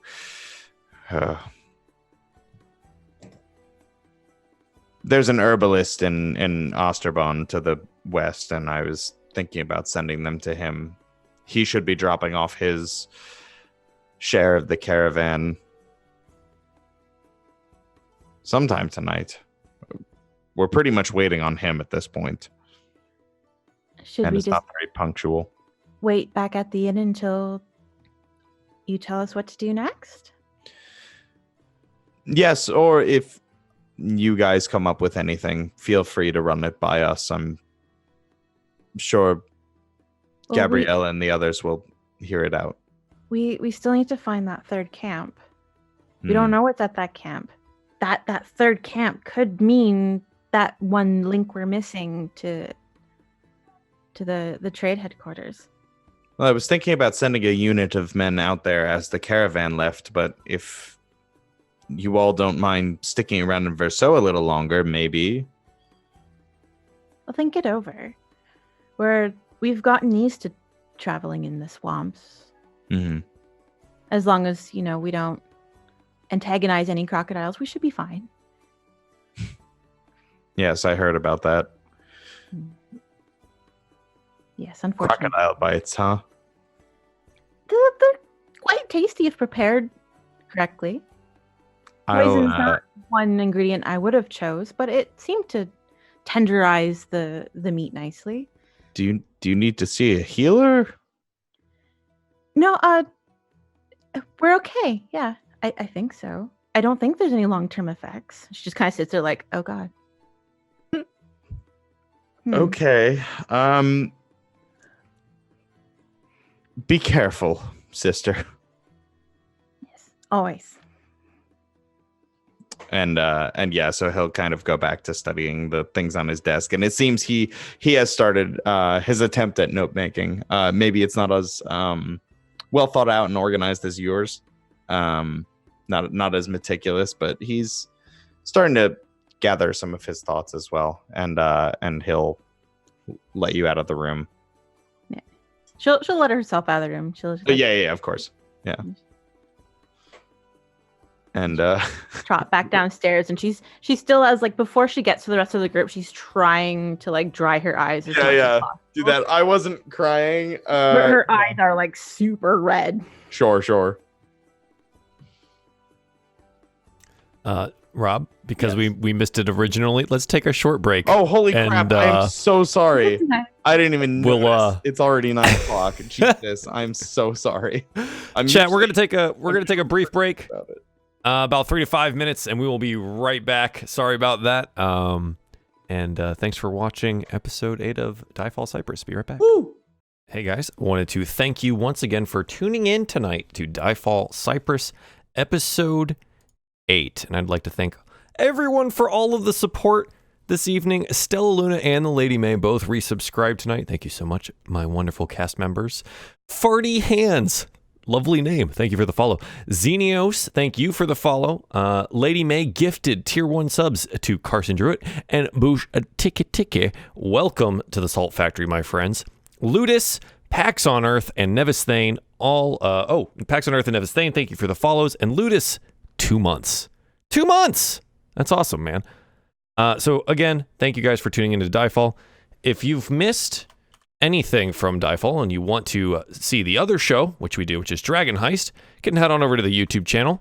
Or if you're more interested in a podcast format, you can find us over on Apple iTunes, Spotify, and SoundCloud, and you can get all of your MP3 goodness there. This week, just so you know, we do not have DieFall on Sunday. Okay, just as a heads up, no DieFall on Sunday. Mike has family in town, so we'll be picking that up the next week. We'll be right back. Welcome back, everyone, to DieFall Cypress episode 8. Like I said, quick break since we missed our first one, but we'll get right back down into it. Nyara making their way down the stairs back to the rest of the party. Red-eyed, freshly crying from all the sweet family love. DM, bring us in. All right. So yeah, Nyara, as you walk down the stairs, you see your friends more or less where you left them. Rekko, are you still trying to count stuff? Oh, we probably after that conversation, I don't know. Did we count how many? How many do you think there were? Oh, Otis was poking around in her mouth. Yeah, Otis, how many did you count? I want to say 69 is a good number. 69. Nice. That's going in the world anvil. For the article on Rekko, he has exactly perfect 69 teeth for now, unless he gets punched in the face or gets one torn out.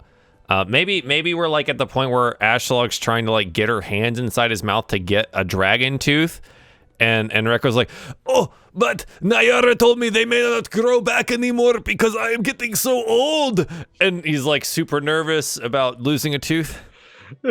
Stop talking, you will only make it more painful. I need to keep these teeth. They might not come back. I might not have any more. There are about 4 blades looking at you right now from the corner of the room. Just like they were sparring, they were like doing their daily like exercises. They're in their training gear, and they just all look on at this spectacle. It's just beautiful. And Nyara, this is the spectacle that you also come down to. It's just what? Ash, one of his teeth now. No. Get it later. Rekko have toothache. Yeah. Ow. Let's. You can get his teeth if any of them get knocked out through other means. We don't need to pull out any good, healthy teeth. Rekko's eyes go a little wide and looks at Bums. What if she knocks them out? Can you tell me you won't knock out his teeth? She'll like plead with Ashlog. Ashlog probably has slightly sharp teeth.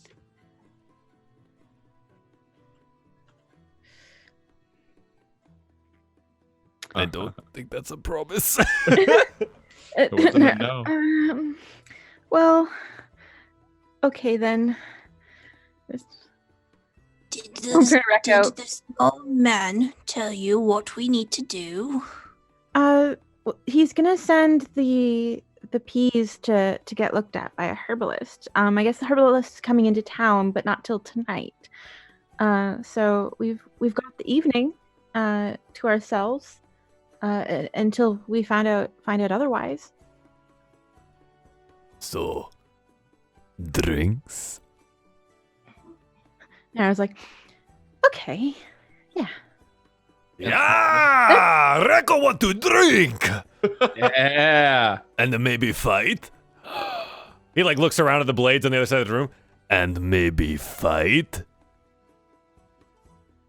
Wow, look at that, boys. It's time for lunch. Oh, Come it is only on. lunchtime. And then two of them follow him, and the first one is like, I already ate. It's time for lunch, Steven. Steven, why don't you stay and come have some drinks and some fight? It's like 1 o'clock in the afternoon. Oh, is that all? So drinks and fighting in the day. I'm good. And he trots off after his companions. Reko has great idea. Why does no one ever want to do Reko idea? Well, you are a lot bigger than the people around here. You give off a very intimidating presence. But Reko is so warm and welcoming. But we don't know that until we get to know you. Like, have conversation and talk. Fine. What do you guys want to do today? Well, if you want to fight, we can maybe, like, practice among ourselves. Like, I'm Wait. not afraid of... How far is that camp?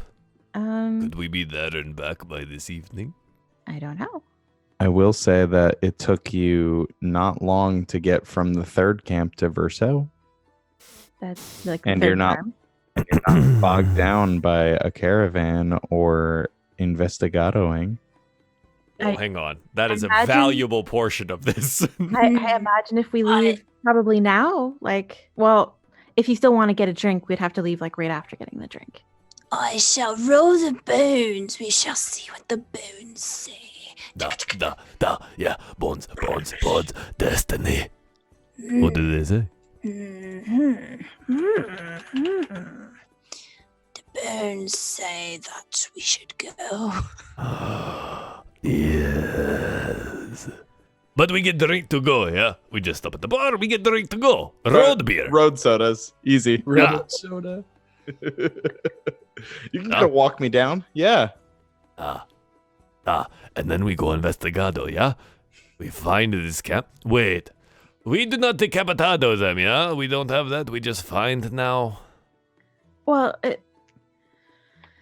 if it looks like they're gonna hurt us, we can try and, we can protect ourselves. So but we just walk in, big and bold, and then they are not happy about it, right? They don't want their secret. And then they attack us. And then if we attack back, What do we? we can have at least one person that maybe looks kind of the most important. We can try and investigado them. You don't have to kill everyone all the time. this is why you are so smart. Keep one for questioning. Yeah, that is smart. Smart. And Reko's gonna get all of his gear together and he's gonna go get himself a road beer. Okay. Yeah. You can easily do so. So if y'all are wait, you're still in the hall. So yeah, you could like saunter on over to the kitchen and there's taps ready. There's already kegs that have been tapped and whatnot, and you can just fill up. Did you have the drinking horn? No, that was Ashlag. Ashlag has the drinking horn.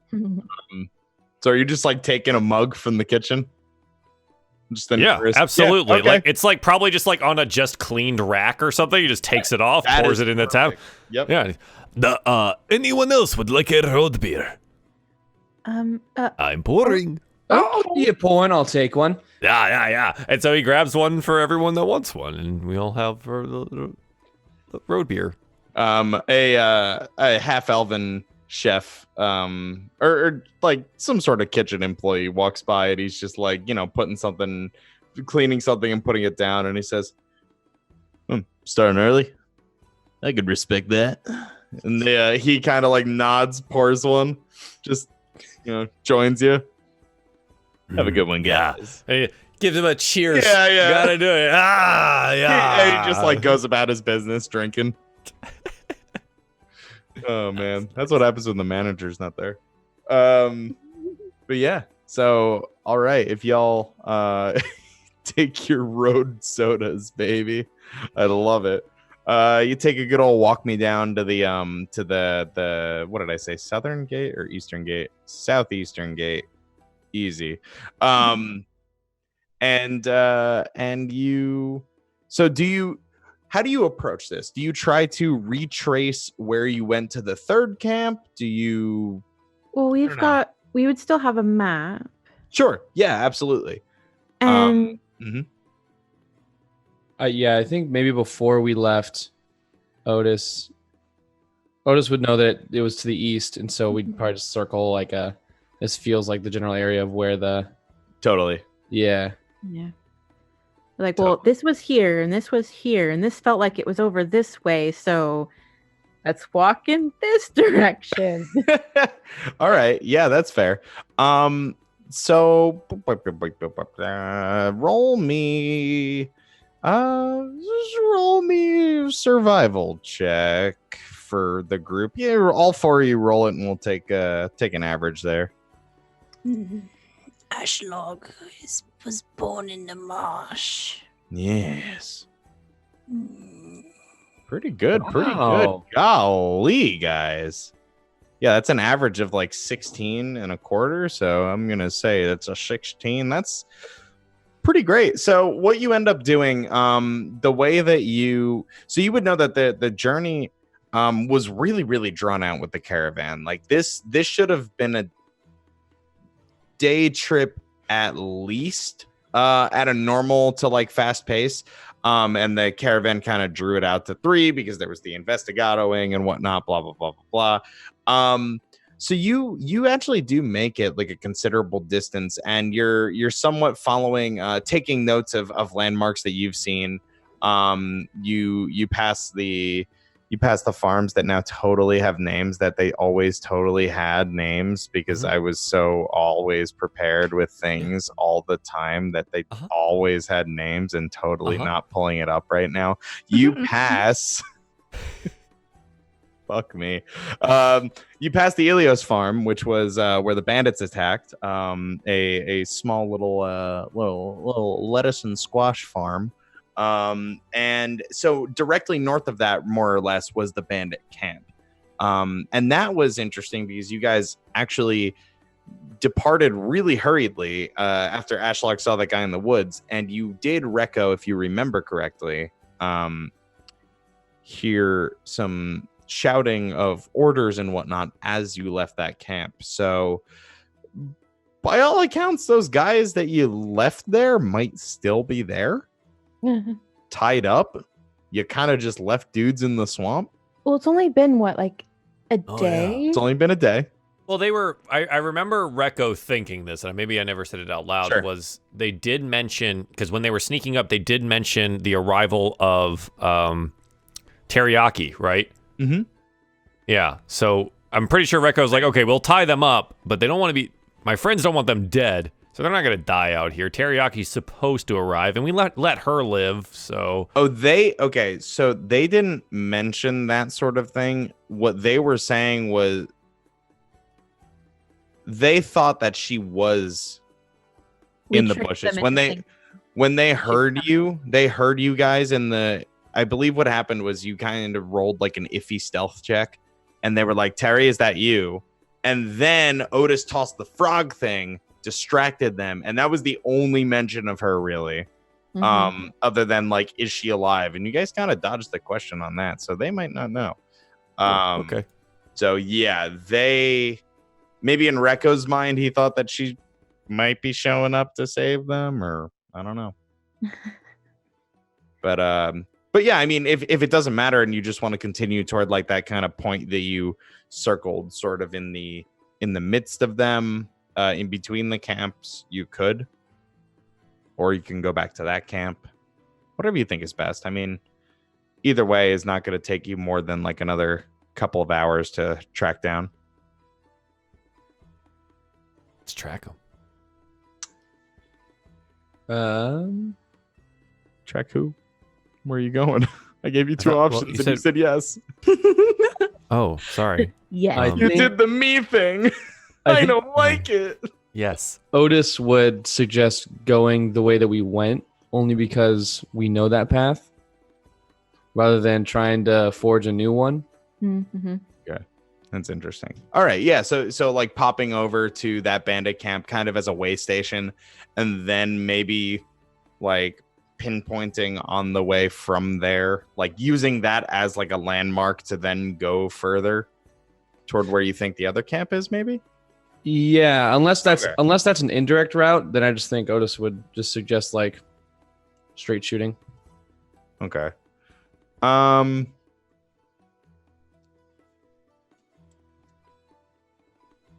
think Otis would suggest whatever the most direct route is. Roll me intelligence. Just a straight intelligence. 7. A 7 for Otis. Yeah, I think you would say that that makes sense. Like well, I mean, we already know where this one is. Like, how hard is it to find another one? Let's, start there, and then it shouldn't be far, right?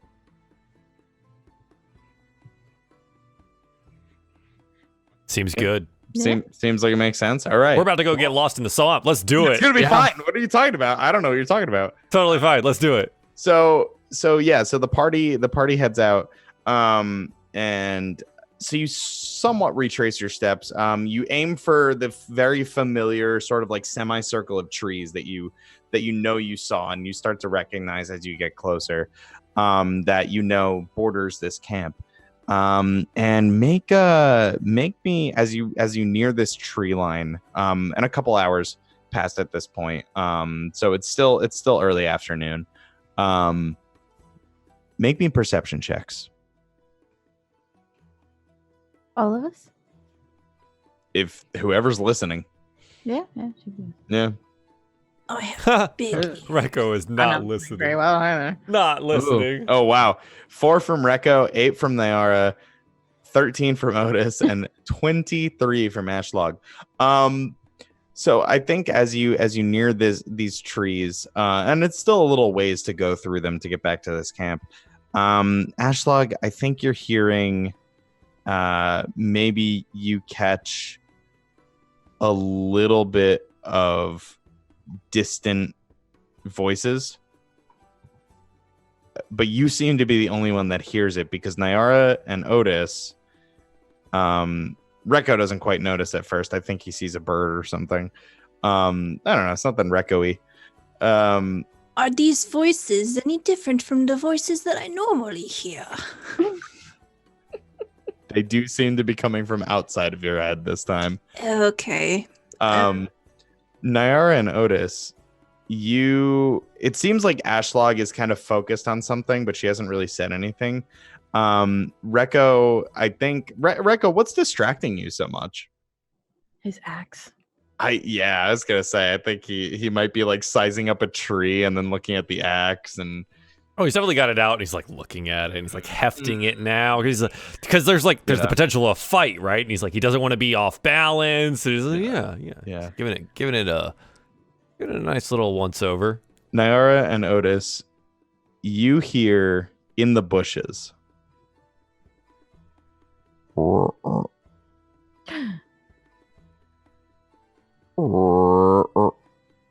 Otis. Is it a familiar Is that your frog? Make a, what would that check be? Holy. Let's take a look at your stats. Well, so it would be, I guess, would it be God, because would it be nature, or would it be like Arcana, because you made that with magic? I'd guess like an Arcana check to see if I recognize. Sure, like maybe the particular signature that you gave it. Yeah, because I feel like it'd be the same sort of noise on all my frogs. That's an 18. An 18.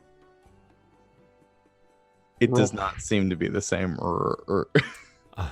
But there seem to be more of them.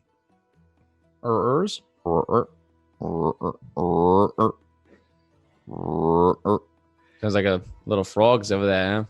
Huh? Yeah. Naira blushes with embarrassment.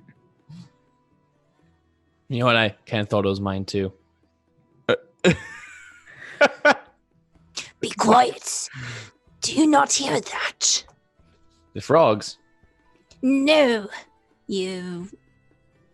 No. That...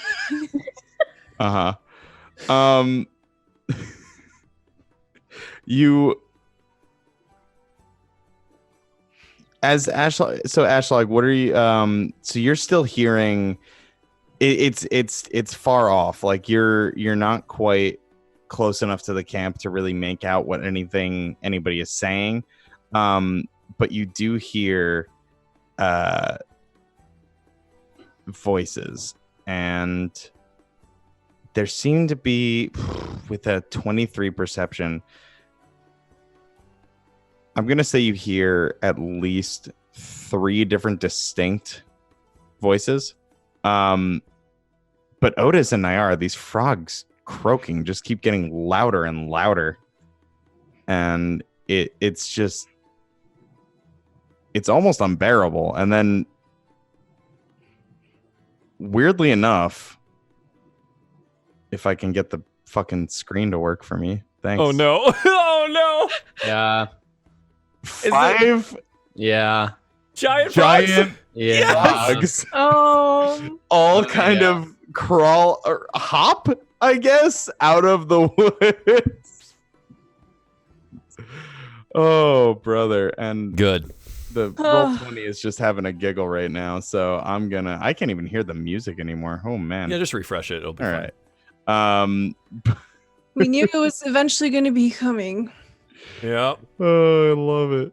Yeah. As soon as it wasn't your frog, I was like, "Oh my god, it's giant frogs! Here we go!" I wanted as soon as Rekko's about to be swallowed alive. As soon as you gave me the idea of a frog croaking noise alerting you, I was like, "This will come back. It must." Okay, so I don't know what's going on, so I'm gonna make a map on the fly because I'm having trouble. Did it not refresh? It did. Now I have lost the map that was there. I don't know where it went. So I'm just gonna on the drop down. Yeah, no, it's not there anymore. It auto saved. I don't know where it went. Okay. I'm scared. I'm concerned. Yikes. Yeah. All right. So I'm just, gradually populating trees and frogs here. Don't mind me. I'm just gonna drop you on this one because there were already trees.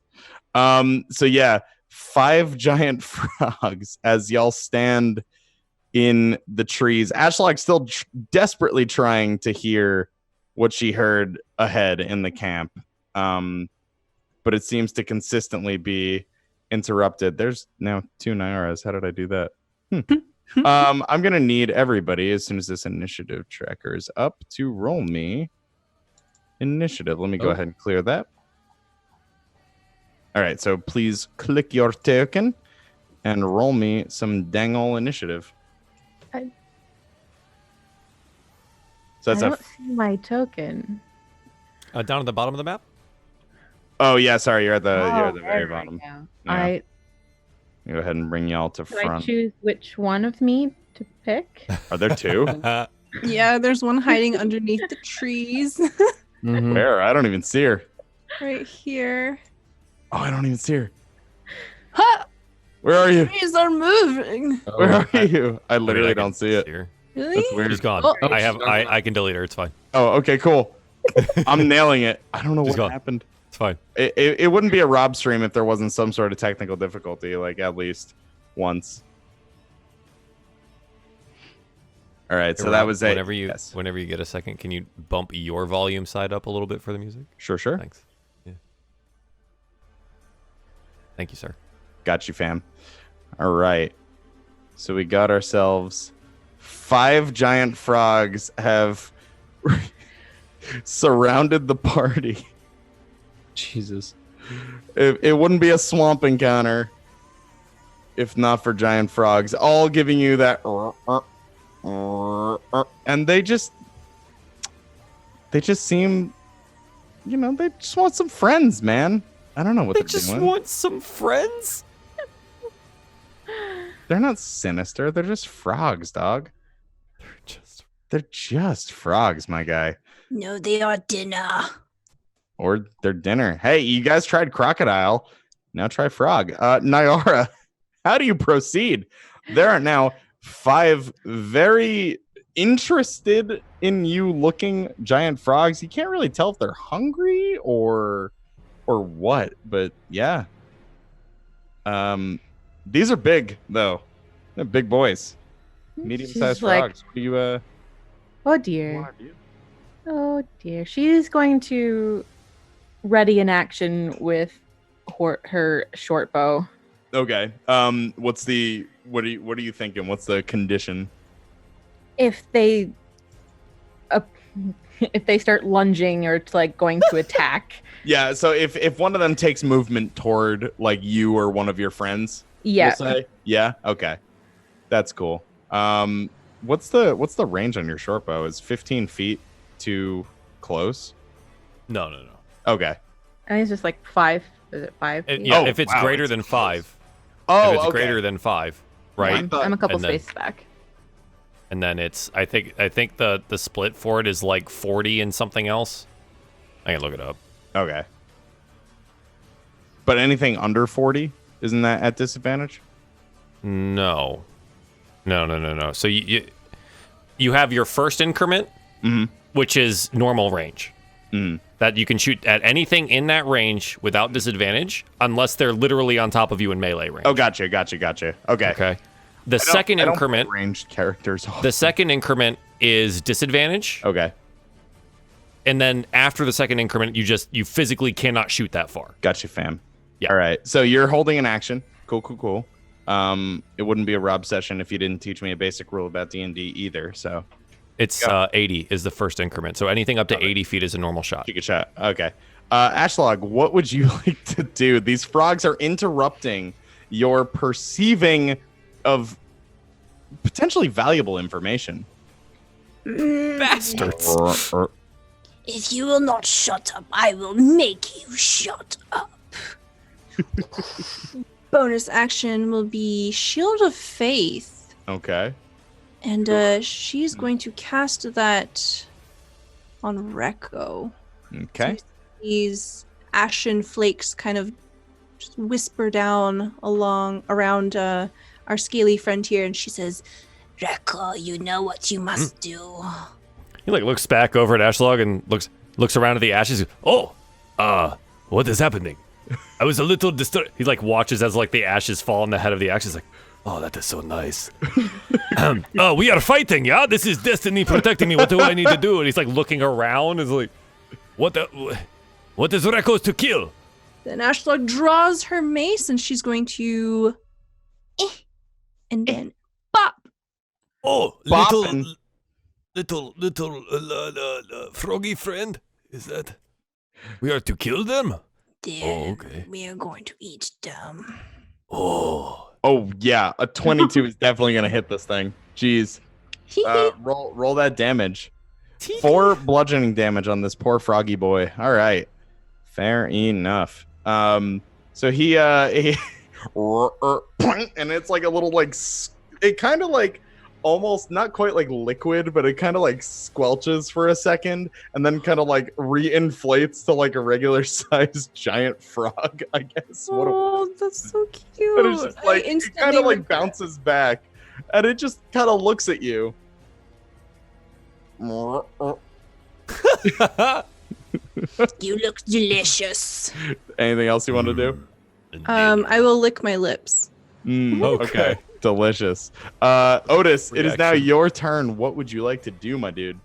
I guess I see Ashlog spring to action, so I'm going to do the same. I'm going to move up here, and I'm going to cast Thunderclap Oh, here we go. Not on these- bar patrons. So these two, right? frogs here's got to make con saves. Yeah. Yeah, because it's what is it, 5 feet Mhm. near you? Okay. Con save. What's the save DC? 13, I think. Yeah, 13. Okay, they don't have any saves. Okay, so 10 and they both fail. So what happens on a failed save for that? They take a d6 there, right? Golly. So that's So- 3. They both take 3 thunder damage. Both of them take 3 thunder. Anything else happen? Like, do they get knocked over? Do they get knocked back? I think they Nope. get pushed, yeah. No, not on thunderclap. They Right? get, I just the only other time we've done it was Oh, you knocked it's- over that's people. in the Thunder bar and I Wave. Yeah. Oh, that was Sorry, Thunder Wave. Thunder Wave. No, you did do thunderclap in the Yeah. bar. No, Oh, thunder I'm wave getting is it the mixed pushy up. one. Got it. Yeah, I'm getting it 6 mixed up. thunder. Got it. and I don't think anything else happens. Nope, that's it.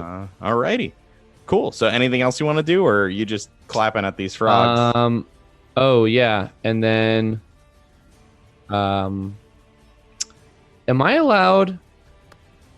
Because I know there's like if you cast a spell, you can cast a cantrip as an action or a bonus action if you still have that like economy.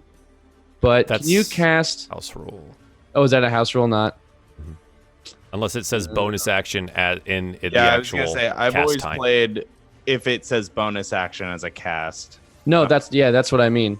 Oh, So, okay. but can I cast 2 cantrips if one is an action and one is a bonus action? If one is a bonus action, yeah, I believe so. Yep. Yeah. Yep. Yeah. And then I scoop down and I pick up 3 little pebbles and I cast magic stone on them. That's great. Prepping for the return of the nut attack. Oh yeah. nut. The nut. No. The nut. The nut. And then I'm going to. What was my movement there? No, I'm going to stay there. Okay. Cool. That's it. That is all. Mm-hmm. All right, Recco, you are. Wait, where did all my frogs go? They're all there. I only see one on the initiative order. Yeah, you only added one of the. So you have to click the token and then roll the initiative. You rolled all 5 of them, Oh, I'm an idiot. but not in the initiative order. So you can either manually add them or you can re-roll them. Dope. Take your turn. I'll just re-roll them. Okay. Rekko will approach the frogs slowly. Okay. 1 square at a time. We are going to eat good tonight. And he's going to use his brand new battle axe. Oh yeah, that Yeah. +1. Make sure you're using that one as the yeah, and he's attack. going to slap this guy, hopefully, with the axe. Yeah. That's an 8. That's an 8. Oh man. So this frog, I think, It's seeing hops out of the way. you, seeing very shiny Recco walking up, your scales glistening in the sunlight that comes through the trees. He sort of kind of like ducks and like squishes like and just sort of like continues to stare at you. Come back here, you little. Oh, poor fella. So is there anything else you'd like to do? No, I'm good.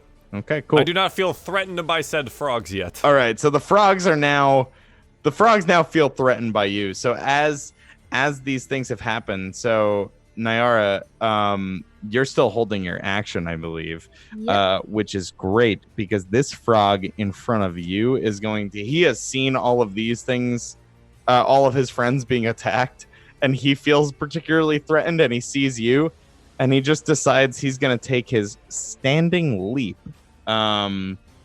So he can just jump 20 feet at you. So if you want to take your action and try to shoot him out of midair, let's do it. Sure, gonna. Yeah. A 20-foot, that'll hit. Please roll damage. Wow, so 7 piercing damage in midair. This poor bastard gets shot. And as he lands, he kind of like recoils a little bit, but he lands right in front of you.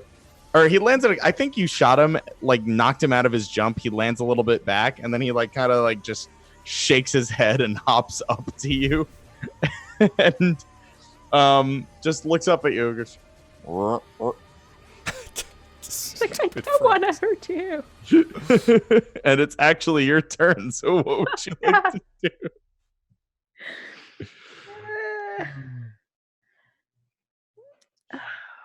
I guess she would just drop her short bow at her feet and grab her rapier to poke him. Okay. Roll that attack for me. A 21. Jeez. Please roll damage. 7 piercing. This poor frog. You've unloaded on him in the last 2 turns. It's great. He just gets poked and just a rather weak. She's just like, oh man. Ashlog, what would you like to do? Oh, I'm sorry, Naira, is there anything else you'd like to do on your turn? Other than cry. Yeah, she wants to move away from this froggy. Okay. And you at level 2 can do that as a free action or a bonus action. You can disengage. Yeah, I'm gonna disengage from that and just kind of back away a bit. Nice. Okay. Do you want to pick your bow up as you're backing away? Okay. Yeah. I know you just dropped it. Kind of grabbed it. Yeah. Ashlog, it is your turn. What would you like to do? Ashlog brings her mace, which is her dwarven mace, which is clearly not hers, and she's going to say, "Do frogs have teeth?" and smash. Wow. Yikes. Wait, a 6. So I think the frog kind of like hops back out of the way, just a rather startled, and it seems you won't know the answer to that question right now, unfortunately. And then anything else you want to do on your turn? Nope, that's it. And then the frog in front of Otis, kind of shaking off the stun of that thunderclap. He's gonna make a bite at you, my boy. Try it. Does a 12 hit? I don't think it does. Nope, doesn't. Okay, so the frog leaps up. The first one to really just, I think the first one to attack. Yeah. And he just kind of jumps up, opens his big old mouth, and you, I think, seeing this, like, move your arm out of the way, like, oh, geez. And he lands back on his feet and just looks up at you with kind of a rather angry. Oh, you're gonna get it next, there, buddy. And it looks like he is. It's your turn. What would you like to do? I'm gonna thunderclap again. So that's con saves for these boys. Oh my god. Okay, we'll roll con for these lads. Super fail. That's an 8 and a 2 from these frogs. Woo! That's 6 thunder damage to both of them. Wowee. Okay, so another thunderclap. And these poor bastards take 6 more damage. That'll put him at that. And him at that. I don't believe that's right. Oh, did their health reset when I put them on the turn order? Oh, no, I don't think I ever took their health away. They both took 3 thunder damage last turn. I forgot they started with another value. A number of health. Okay, so Otis, is there anything else you would like to do? No, I don't think there's anything else I can do. It's gonna end my turn there. Okay. And the one engaged with Rekko currently is going to leap up and make a bite at Rekko. No, you stay down there. No, gonna hit you, my friend. That does hit. The 17 hits. So you're gonna take 3 piercing damage. It turns out frogs do have teeth. I don't believe you're raging yet, right? Nope. Oh, poor fella. And the target is grappled. So Rekko, you now have a frog hanging off of your axe arm, your dominant arm. And it's kind of get off of me at the elbow, just like, and just kind of hooked onto you. And until this ends, you're restrained. So I would like to end it. Uh-oh. And that's all he's going to do. He's just going to hang there. And the other frog is going to attack you, Otis, because he's feeling miffed that you keep clapping at him and it hurts so bad. He's going to bite. A 7 definitely won't hit you. Oh, Deftly as you dodge the first one, you dodge the other one. Those hoppy bastards. This one also getting a little angry and looking at you with that. And he's going to end his turn. And Ashlog, your frog, is now also going to bite you. It's going to go for, I think it's going to go for your mace hand. An 18, does that hit? I believe it just meets your armor class. Oh my gosh, I have, yes, 18 armor class and it still hits. Okay, that's 4 piercing damage. He is like on your like hand wielding the mace, like just kind of wrapped around your wrist and everything. And you are now grappled. And he just and that's all he's gonna do. Rekko, you have a frog on your arm. Rekko is now very angry. He would like to rage. Okay. I believe you can do that when grappled. It shouldn't be a problem. Yeah. And yeah, what else would you like to do, my friend? I want this thing off of me. Okay. The escape DC is 11, my boy. Okay. Roll strength to escape this lad. Just a straight strength check, or is it strength save or an athletics check? It just says the DC is 11, so I'm going to say it would be, I would think it would be a save personally. See, checking the language of grapple here for a second. I thought it was either See, I always thought grapple or acrobatics. Oh, is it? Okay. Could be wrong. I don't know. It's so vague.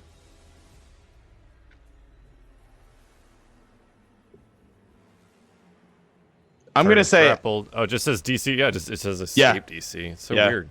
I'm gonna say since there's a DC attached to it, it's not competing strength. So yeah, I guess it would just be a strength save. Okay. Fuck it. That's a 10. 10 is not gonna make it, unfortunately. Wait, I'm raging. Do I have advantage on this thing? I don't think rage gives you advantage on saves.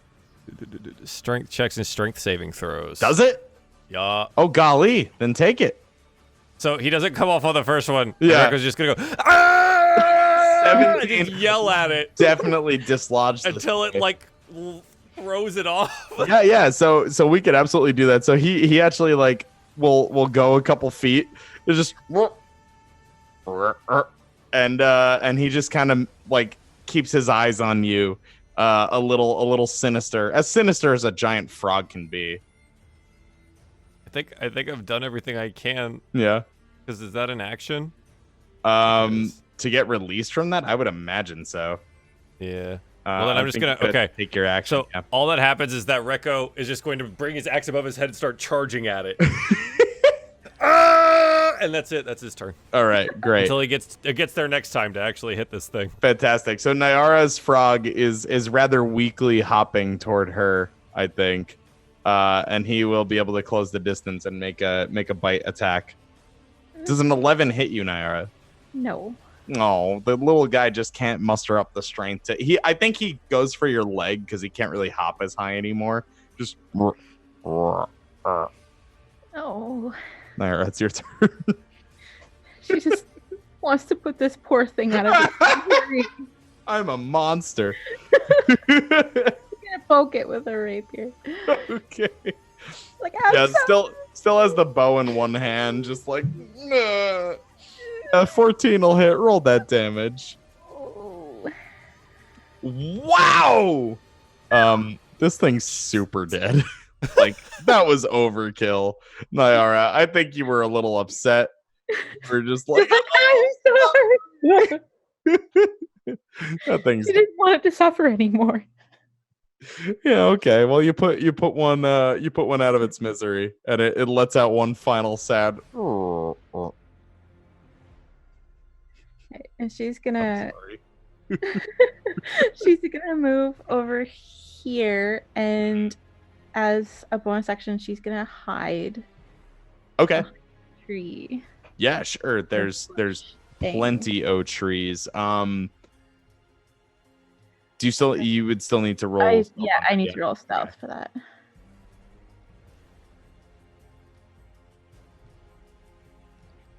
Is 12. Oh yeah. Oh yeah. That's a strong hide. Yeah, totally able to do this on a 12. Cool.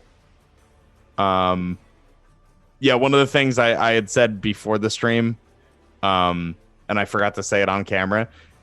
I've never had a DM screen, and now I have one on my computer, and it's super dope. And I recognize the importance of such things to be able to quickly reference things. I'm learning. Ashlog, it is your turn. What would you like to do? I would like to do something a little strange, if that's okay. Ashlog strange? Doesn't add up. So I am grappled. Yes. So in my mind, that means the frog is literally attached to me. Sure is. So if I want to make a melee spell attack where I just touch something, could I get advantage because it's literally on me? I will say, first, roll me a constitution. Oh, yeah. I just remembered you got attacked and you should be doing that. Oh, wait. Oh, shit. Okay, Shield of Faith goes down on Rekko. What's the spell you'd like? Can you post the spell you want in the chat? Let's get some. Yeah, sure. It's called Fly House Inflict Rules. Wounds. Oops, that's not how I do that. Oh boy. There we go. I do this. I do that. I do that. There we go. Okay. Touch a creature you can reach. I will rule that because it is on you, you can light this spell up whilst it's touching you. Yay. Okay. You can reach the creature. Right. Yeah. So I'm going to cast. So you just see Ashlog drop her mace, and then she says, "I will eat you raw." And she smacks her hand down on it and casts Inflict Wounds. And you just see this crackle of acidic green light, and it just kind of. Holy crap. Yeah, a 16 will definitely hit this thing. Please roll damage. This thing, crap out of it. You're not gonna get to eat this thing. It disintegrates. And it falls, it melts off of you. I think you see. You're no longer grappled. Sweet. I think you see the skin blistering and popping, just and oozing and it's really gross. Wowie. Okay. Ashlog, that's a dead frog. What would you what else would you like to do? Anything else? Ashlog will scoop up her mace and scoot on over to wherever Rekko is, because I can't actually see him on my map. Oh, sorry. He's up here. Okay. Yeah, I only see Cuddy on Let me my just double check. Oh, really? You're all brought to front. Yeah, I couldn't see. Yeah, I you can were see actually. I can see everyone. That's You guys were hidden in the brush. Yeah. I was looking at the stream to know where everyone was. Okay. I think Rob, because I'm set up the same way as the DM screen. Rather than just Possibly. I don't have your details, but I have all the stuff on the screen is set up the same way as yours. So that's weird. probably what's happening. Okay. Well, I brought everybody to front, so maybe that fixed it. I don't know. But oh, okay, cool. And I will end my turn. All right. The frog. No, Otis didn't get grappled. So the frog near you is still looking at you angrily, Otis, and he's gonna jump up and bite you. Yeah, and he at me. crit fails. I think you duck, and he leaps over you and lands over here. And just kind of a confused and he doesn't really know what to do. And then he looks and he sees Rekko, who is very shiny. And he just kind of hops up to Rekko. And Otis, it is your turn. What would you like to do? Is this guy grappling Rekko? No, nobody is currently grappling Rekko. That was the other frog that was engaged with you. Oh, right. Okay, so then what I'm going to do is I'm going to chuck a pebble at this one here. Okay. Roll that attack. Where? Give me that pebble, boy. That's a 12. 12 will hit. Woo! Roll that damage. Yeah.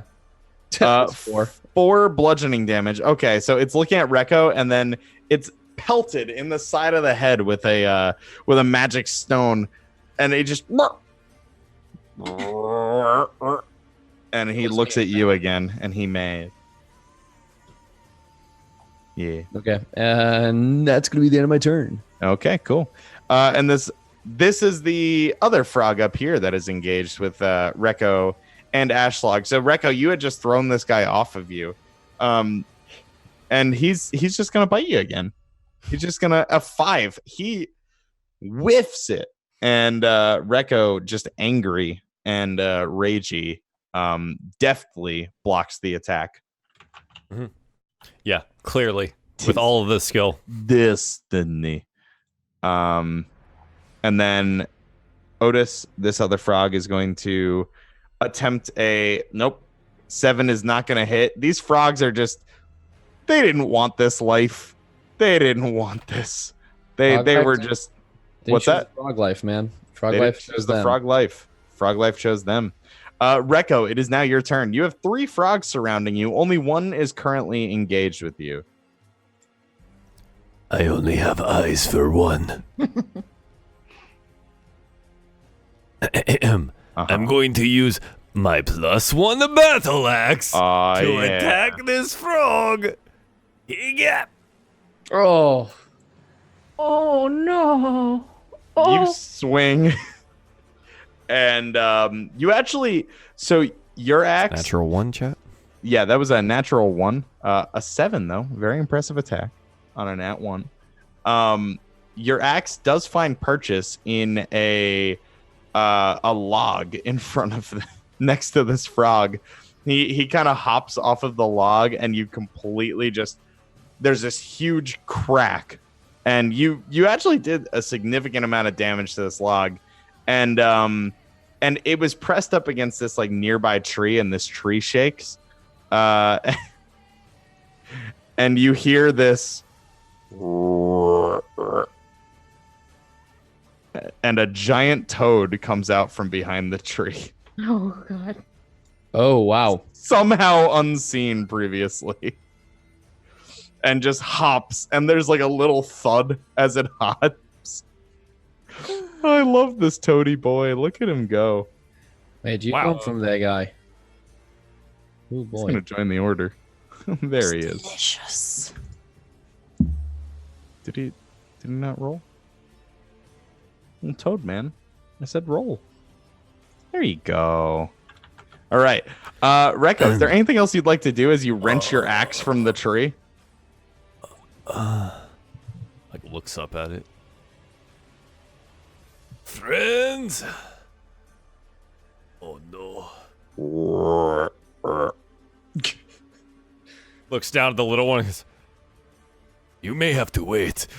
And he goes and charges up at the big one. None of those. You didn't leave.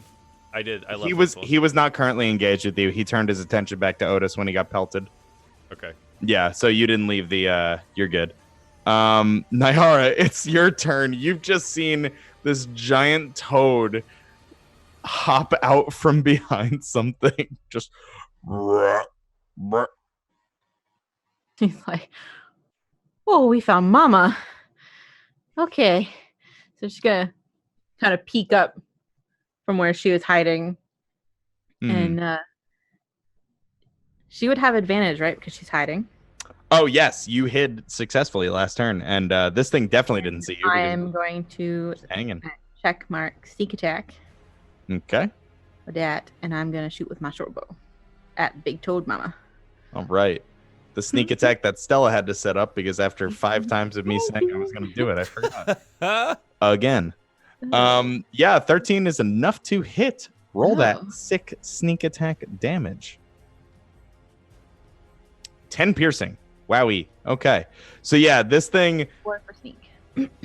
What's that? And the 4 extra for sneak. I think it's 14? factored in. Yeah. No.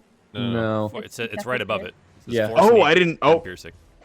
14 total. sitting at such an angle that text wasn't immediately visible. That's weird. Don't love that. All right, 14 total. Wow, yeah. So this thing hops out, sees Rekko charge up to it, and then just gets whammed with an arrow. Whammied. Get whammied. I'm gonna use my bonus action to hide again. Sure. So roll me a stealth. Oh yeah, 22 expertly. You are like had that advantage. you are like a fucking leaf on the wind. And just as soon as she appeared, she disappeared. Beautiful. Do you want to do anything else, Naira? Or are you content hiding in the bushes? I'm content hiding off, but Roll20 won't let me click off. There we go. Oh no. All right, Ashlog, it is now your turn. Okay. Would you Has like to the do? one directly to my left been attacked? It has, yes. Okay. Otis hit it with 2 thunderclaps. Okay. Got clapped. Oh, Twice. I see. Ashlog will kind of wheel around and point her finger, and she says, "Die." Did we get a successful toll? So Toll the Dead, it has to make a It's a wisdom wisdom saving save. throw. That's right. That's right. And it has to beat a That was the frog, 13. not the toad. The frog. Itty bitty. You have successfully told this boy. Roll that d12, please. Ooh, 7. It is not dead, but golly, it looks like it's trying to be. Like it's trying to follow that dolorous bell. And just the necrotic damage is creeping up on it. Its poor little frog legs shriveling. Its skin beginning to like blacken and crack around areas. Similar boils appear a little bit as well from like similar to that attack before that you did. Mhm. And the poor little guy just turns to you and just no, it looks up at Otis because I don't think it knows where that came from, and just looks up at him and goes, "Breh." Is that all? Yeah. Is that the end of your turn? Yeah. Oh, I'm sorry. Gone. Yep, no worries. I'm gonna cast Shield of Faith on Rekko again. That's gonna be sure. the last- Okay. the last spell. Oh, There hey, we thanks. go. That was nice of you. Very, Use it very kind. wisely. I can't heal you now. Oh no. Okay, we'll be fine. It's gonna be fine. Everything's fine. All right. So this one hops up to Otis and tries to make a. Oh my god! I've got giant frog and giant toad. I got to keep these things straight. Otis has a 13 hit. I don't believe. I think No. you have like a freakishly large armor class. Yeah, I have a 17 AC right now. Yeah, I don't understand. You are God. You deftly dodge this. None of those frogs are putting one over on you. No, they're not. You know what's up, and now that you have 2 in front of you, it is your turn. What would you like to do? I'm gonna clap them, man. Oh my God! Hit him with Little the trick. clap. You know he had to do it to them. You know he had to do it to them. That's gonna be a con save. Oh, that's right. Sorry. From both of those lads. So 4 and a 4. These poor frogs, man. I They're almost real feel good. kind of bad.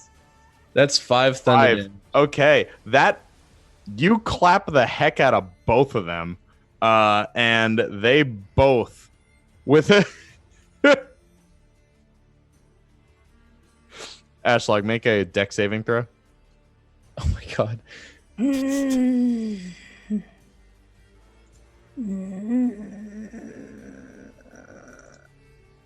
A 10. Yeah, that's enough.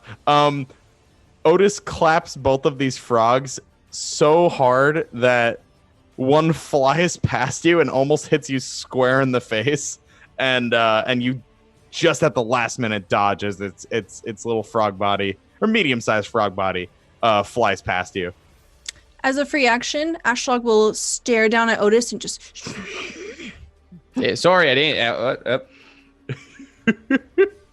All right. Otis, is that the end of your turn? I'm gonna use my movement to run. Oh god, let's see this. Where's the little ruler? There you go. Yeah, I'm just gonna move right over this way here. Okay. Sounds good to me. And let me just mark these lads because I believe he could be taken. No, I'm sorry, that's the one with Recco. Okay, so this bad lad right here is going to take a leap at good old Recco. A 7 is not enough. So as Recco charges by with his axe, this frog takes a leap and tries to snap, and like he just misses, and gives a frustrated, and then he sees his comrade fly, and his eyes set on Ashlog, and he gives you and he seems to be engaged with you now, Ashlog. This one's super dead. This one's a giant toad. Recco. I know. It's giant toad coming to get me. What? Ah, a 7 does not hit. No, it does not. Ha ha! I said. I'm not. I'm not either. Okay. Does it do anything else, DM, or can I attempt to use this axe again? It doesn't do anything else. Please take your turn. Thank God. All right. Ever since Recco swallowed a toad, I've wanted to do this. Let the dice. Recco looks down at his axe angrily and he says, "You are a very nice axe, but if you do not start to cooperate, we are going to have problem." And then he's going to swing it at the big toad. That's a 20. Yeah, 20 hits, roll damage. Okay. So currently he's wielding it with 2 hands. Ooh, so hit me with that. I believe it's a 10. So yeah, it's a 1d10 plus 3. So just ignore this. I'm just putting that in there because the other one doesn't have 2-handed. So that's 13. So it's 15 total. That's literally max damage that he can do. Golly. And that's factoring in your rage damage? Yeah, so it's 15 total. Good shit. Okay, you hit this thing hard. Right down the center, like right between the eyes. You lodge it in there. This frog lets out an angry, a toad. And it's, as you pull your axe back, it levels its gaze at you. And plus 1 magic damage, so 16 total. Thank you. Spoop. Cool. Nice. Still hurting. Is there anything else you'd like to do, my boy? Looks down as he wrenches the axe out, goes, "Thank you very much. We will be doing great work together." He's going to continue to engage with the giant toad. Okay. Nyara, it is now your turn. What would you like to do? She's gonna poke out between the foliage there and very sneakily, with advantage and sneaky attacks, fire her short bow at Mama Toad. Oh yeah, 20 will hit. Roll that damage. Here's Nyara. Nyara, where does this arrow land? Right in one of the eyeballs. Oh yeah. Nyara pierces one of the toad's eyeballs as Recco pulls his axe back, and the thing lets out one final croak as it falls limp onto its side. DM, what does the death croak sound like? Death croak. I'm glad you asked.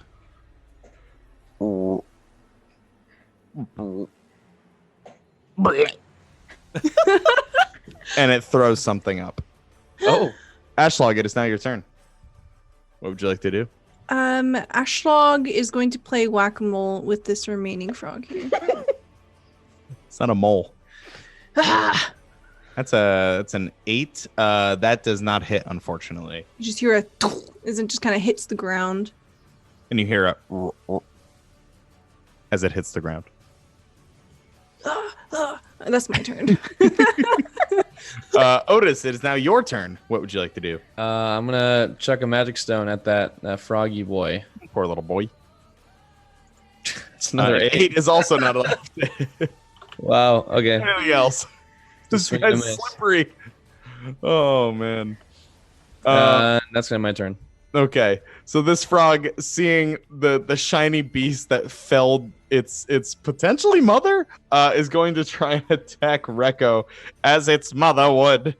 And I was going to let it go. Golly, and a 7 does not hit. It attempts. It's a desperate, and it misses. Unfortunately, it is going to end its turn there. Rekko, it is now your turn. Ah, yes, we meet again. Come, Axe. Let us greet our friend. 26. It's a natural 20. That is a natural 20. Please roll damage. Wowee. Okay. Now you are using this two-handed? I think he's like, this is a kind of a casual one. It's a little one. He just, yeah. So it's 14 damage. So Oh, wait, 16, still 16 damage. 17 because the +1, yeah? Oh, no. You rolled that on the +1. So, okay, so 16. Yep. Wow. This thing is looking hurt. You fling it back a few feet with that hit. More than a few feet. I mean, that is... You fling it back 20 feet, and it smacks against the tree. Just... And it's still alive, but barely. Nyara, what would you like to do? Oh, this poor little thing. She's just gonna kind of go there and take her short bow and try and put this thing out. I'd like to think you're not even like really looking. You're just like just closing the eyes. Yeah. A 12 is just enough to hit. Roll that damage. Oh. Jesus Christ. You pin this thing to the tree. It's dead. It's super dead. It looks up and just gets pinned. Poor fella. And that is the end of that. Rekko, your rage subsides and roll perception. Oh, jeez. Is there more? Is that why the music hasn't stopped? 15 perceiving. A 15. Something catches the light of the sun to your left, and you look down at the ground, and the thing that the frog spit up, the giant toad spit up, is the very same little stone toad that Otis put on Tariani, and it lets out a... Pick it up. Hey, Otis! I think slimy. this belonged... It would... Rekko doesn't care. It would this still belonged be to you. making the noise. Yep. Just casually.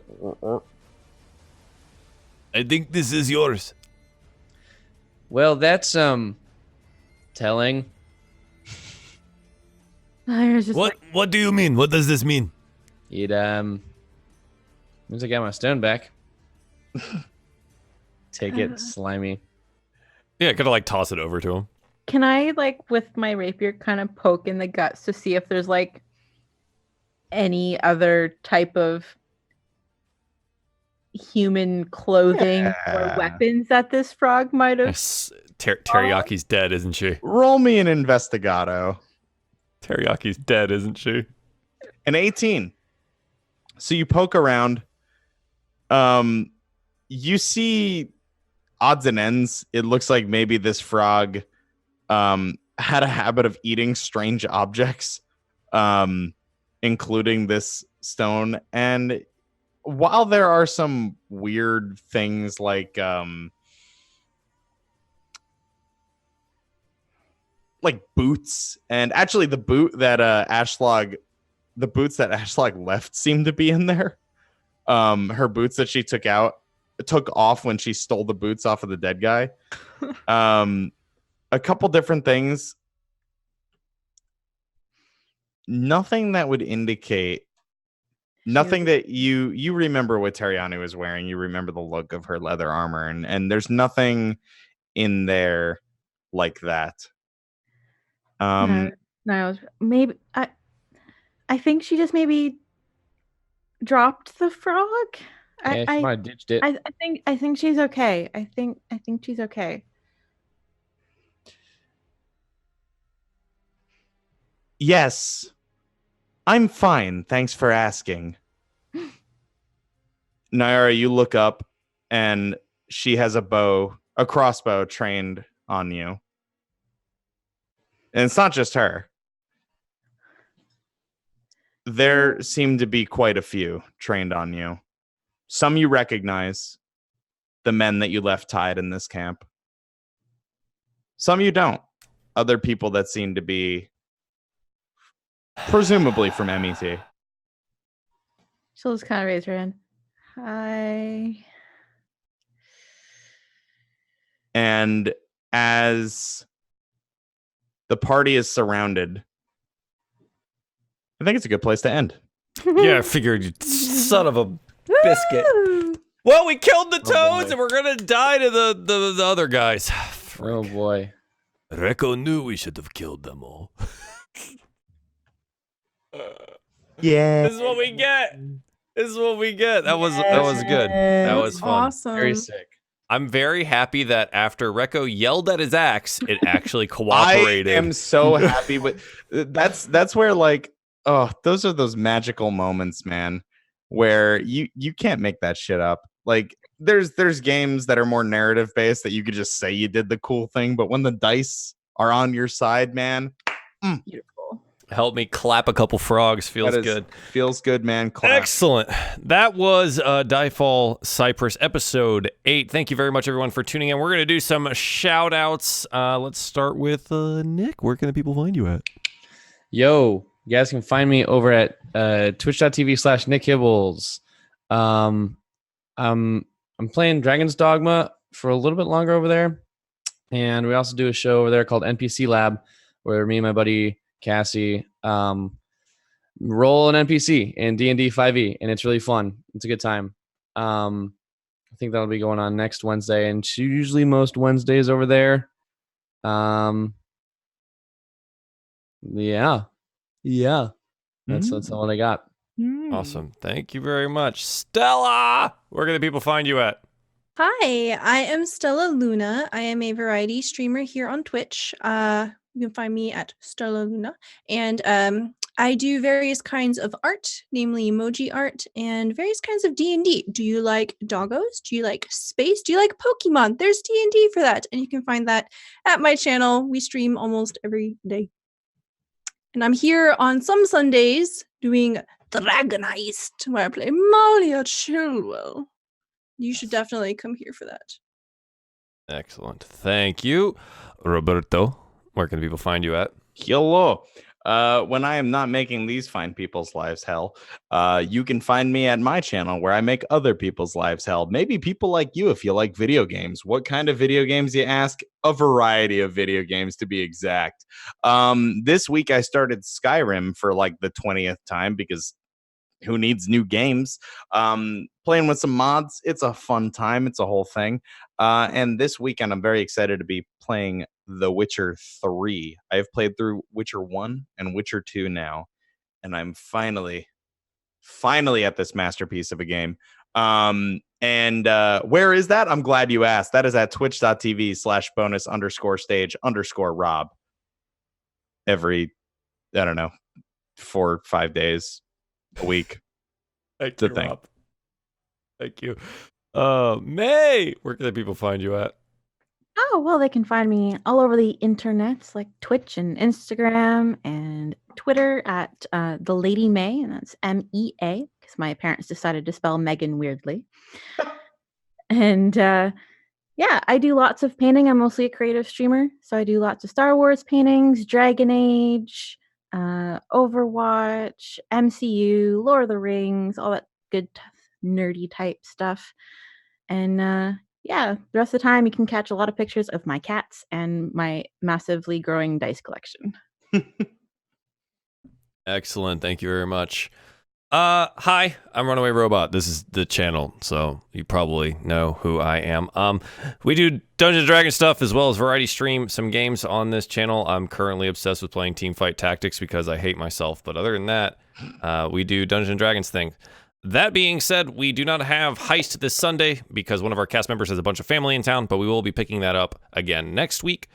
So be watching out for Dragon Heist next Sunday. If you want to get connected with us here and the cast and other things, you can join the Discord channel. If you want to get caught up on all of the other episodes, there's the YouTube, as well as we are available in podcast form. So go like the things and comment on them and make me feel good about myself because I need your approval to feel alive. That's going to be DieFall Cypress episode 8. Thanks for tuning in tonight, guys. Appreciate it. Later.